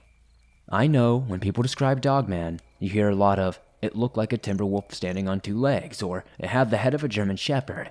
This was not at all what I saw. The head and face looked like a werewolf. It had pointed ears on the top of its head. Its eyes were yellow and almost seemed to glow even in the daylight, and it was snarling with lips open. It almost seemed to be smiling. The look and smile on this thing's face were pure evil. Sinister is the only way I can describe it. I do not recall if it had a tail or not, and I felt like the legs looked like that of a human and not bent like a dog's. However, I was mainly looking at the head and body, so I can't be sure. After what had only been about 10 seconds but felt like hours, without warning, it broke eye contact with me and took off sprinting to its right. It went through some thick brush, emerged further down the tree line, and took off into the woods. The thing is, no person, no normal human being, could clear that. It cleared it in only a matter of seconds, running through very thick brush, at least 50 to 60 yards. Being terrified, I went back into the house and did not go outside for the rest of the day. Funnily enough, my aunt came over later and said, "I heard some strange things outside last night. I've been meaning to tell you, but I didn't want to freak you out." I did not tell her what I saw, thinking she would think I was crazy or making it up, but I insisted she tell me. She said she had heard a loud growling and snarling walking around the house the previous night, unlike anything she has ever heard before. I still visit my grandparents quite often and have not seen anything since. I have not heard of any other reports from the area, but I know there were a few Bigfoot sightings just down the road back in the 60s or 70s.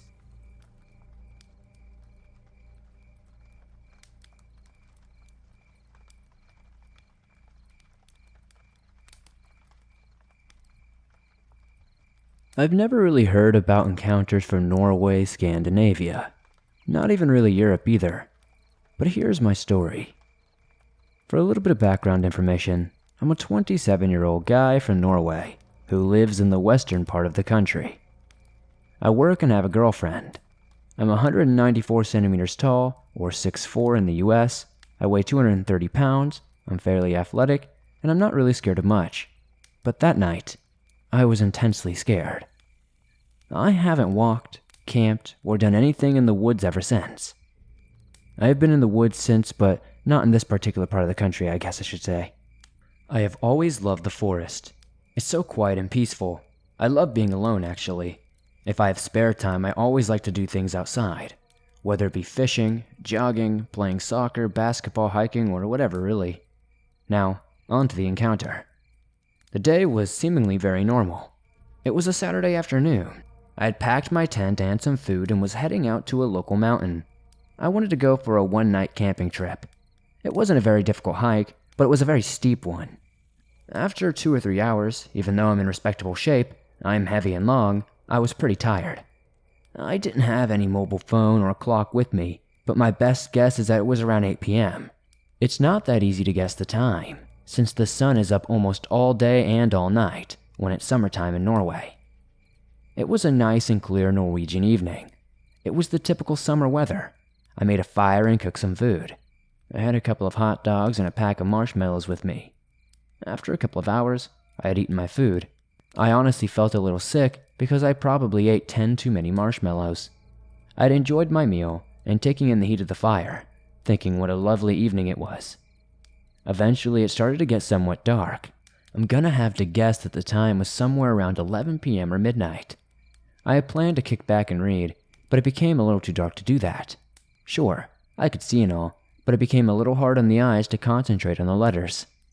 I probably was a little too tired also. Suddenly, I heard a noise to my right. It sounded like it was coming from a bush. I turned to look in that direction and saw something just standing there. It was standing to my right and kind of ahead of me. I've listened to many reports, and they all say the same thing. This creature normally is between 7 and 9 feet. This one really wasn't that big. I would say it was probably 6 feet at the most, but it shook me hard. In one moment, I was enjoying a nice evening by myself, and in the next moment, I felt extremely startled. It was breathing heavy, like a very tired man, but it sounded animal-like, wild and weird. It sounded like it almost had throat problems or had slime stuck in its throat or something. I really don't know how to describe it with writing. I was still sitting there at this point, and I just looked at it. I believe I was actually frozen in fear. I have never encountered anything other than a deer in the woods. The most dangerous animal we have in the area is probably a fox. The creature was frozen as well. It was standing on two legs with its arms down at its side. I can't say how many seconds we were both like this. Of course, it felt like forever, an eternity. I couldn't see its eyes because they were dark and kind of in the shadow of its brow or sockets, and it also had some hair, but its head was fixated on me. What I could tell was that it was just sitting there, paying attention to what I was doing. I didn't utter a word at it or yell. It just wasn't something I considered doing. I was way too scared to make the first move. Now, you know how a cat slowly moves its paw ahead. When it thinks it's safe or when it thinks its prey isn't paying attention. Well, to me, that's exactly what it started doing. This incident ended with me throwing a handful of red glowing sticks from the fire at it. When I did that, it bolted. I haven't seen anything since, but I'll keep you updated if I do. I hope somebody in the comments can help me figure out what this was, but I'm pretty sure it was a dog man.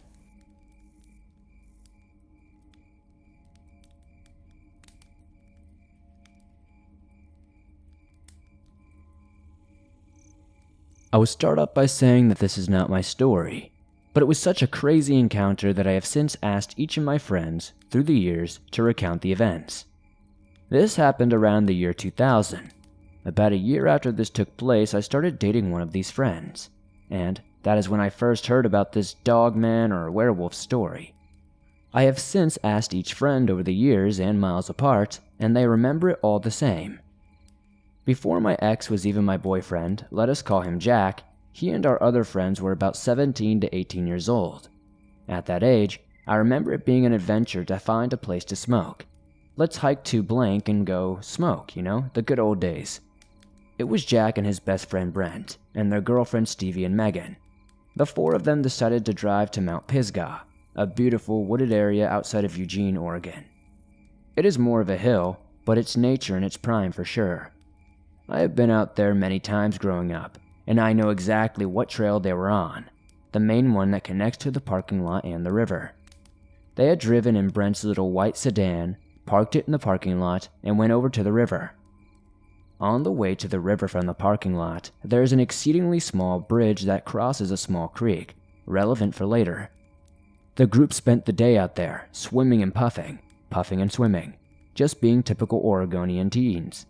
I can imagine that eventually they got hungry, and that's what drove them to go home after a few hours as the sun began to set. Either activity alone is bound to get someone hungry, let alone both. So, they walked along the well-worn main dirt path to the parking lot. This path has since been paved according to Google Maps. It does not take more than 20 minutes or so for them to get back to the little footbridge by the parking lot that they had crossed when they hiked in.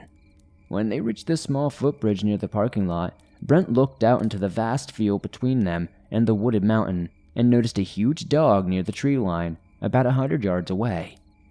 They all later described it as the biggest dog they had ever seen in their lives. The dog was just sitting there, not necessarily looking scary or menacing by any means, just looking like a humongous, friendly dog. It was starting to bark, but from Megan and Jack's descriptions, and the drawing she did for me later in about 2005, it was a very shaggy and furry-looking dog. I may even still have that notebook where she drew the dog thing. If I find it, I will definitely send it into the show. My friends continued to walk across this small wooden bridge, and one of the girls screamed. The big dog was now on its hind legs, standing much closer than what they had seen just a couple of seconds earlier. It had traversed most of the large field in the seconds it took them to cross this 10-foot-long bridge. Whatever this thing was, it was quiet, fast, and stealthy. My four friends ran to the car and they had the classic, cliche, "I can't get the key in," because Brent was fumbling madly for the keys. At this point, the dog was standing on its hind legs at the very edge of the parking lot, looking at them. Still, it had the dog face. It still had the dog body. but it was standing up. They never saw it walking on all four or just two. It was like every time they looked at it, it would just be standing there, closer. As Jack had said, every time they looked up, this thing was closer but not moving. All of them recounted how surreal it was to see a dog standing on its hind legs. I couldn't tell you for the life of me if it ran for a few ticks and then stood up again, or if it was just teleporting. I don't know. Whatever this thing was stalking them though. This was in Lane County, Oregon in the year of 2000. There are few, if any, bears out there. It would be odd, but then again, I was not there. The kids got into the car and sped off, leaving the Pisgah dog to do whatever it wanted to do. I have never had a reason to doubt any of their stories. In fact, Stevie doesn't really like talking about this at all, because it's far too creepy for her.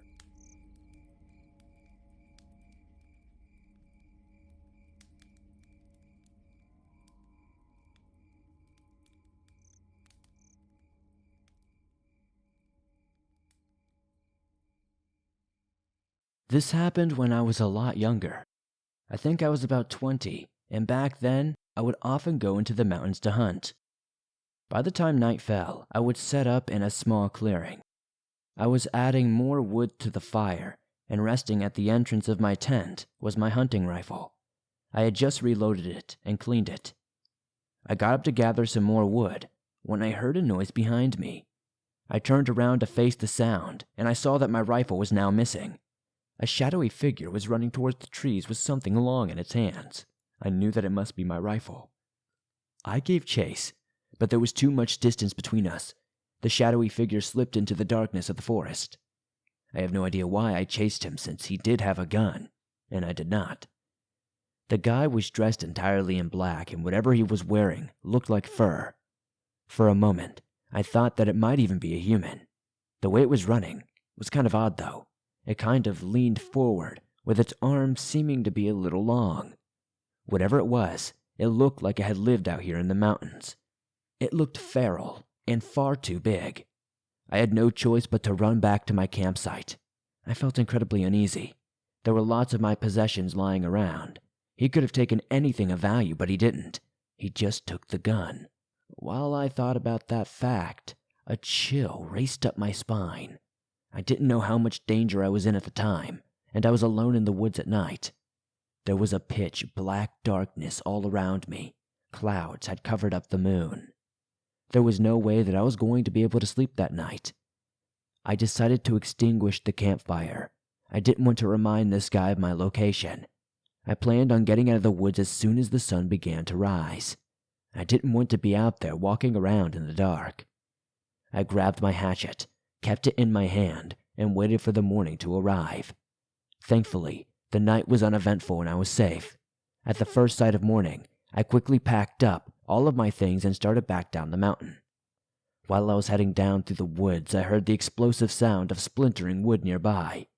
I saw a bullet hole in a dry tree trunk just a few inches away from me. I immediately thought about my missing gun and the events of last night. I got my head down low and just ran as fast as I could in a zigzagging motion. Like most people do, I had never had any experience running from a shooter like this, so I just hoped that this would slow them down or make me slightly harder to hit. I guess I was doing my best to imitate the prey I hunt when they run. I could hear the popping sound of my rifle echoing from behind me and the whizzing sounds of bullets flying through the trees. Honestly, I have never been so terrified in my life. Fortunately for me, the shooter wasn't very good at aiming. While running as fast as I could, I counted the number of shots which were coming my way. When it reached the number of bullets that I had loaded into the magazine, I basically collapsed on the forest ground. He should be out of bullets. The tension was unbearable. All I could hear was my own labored breaths. Then I silenced myself as an alarming thought crept into my mind. What if he was reloading? What if he had another weapon? I was exhausted, but I knew I couldn't take any risk. I needed to run again. Just as I was getting to my feet, I heard something heavy land next to me.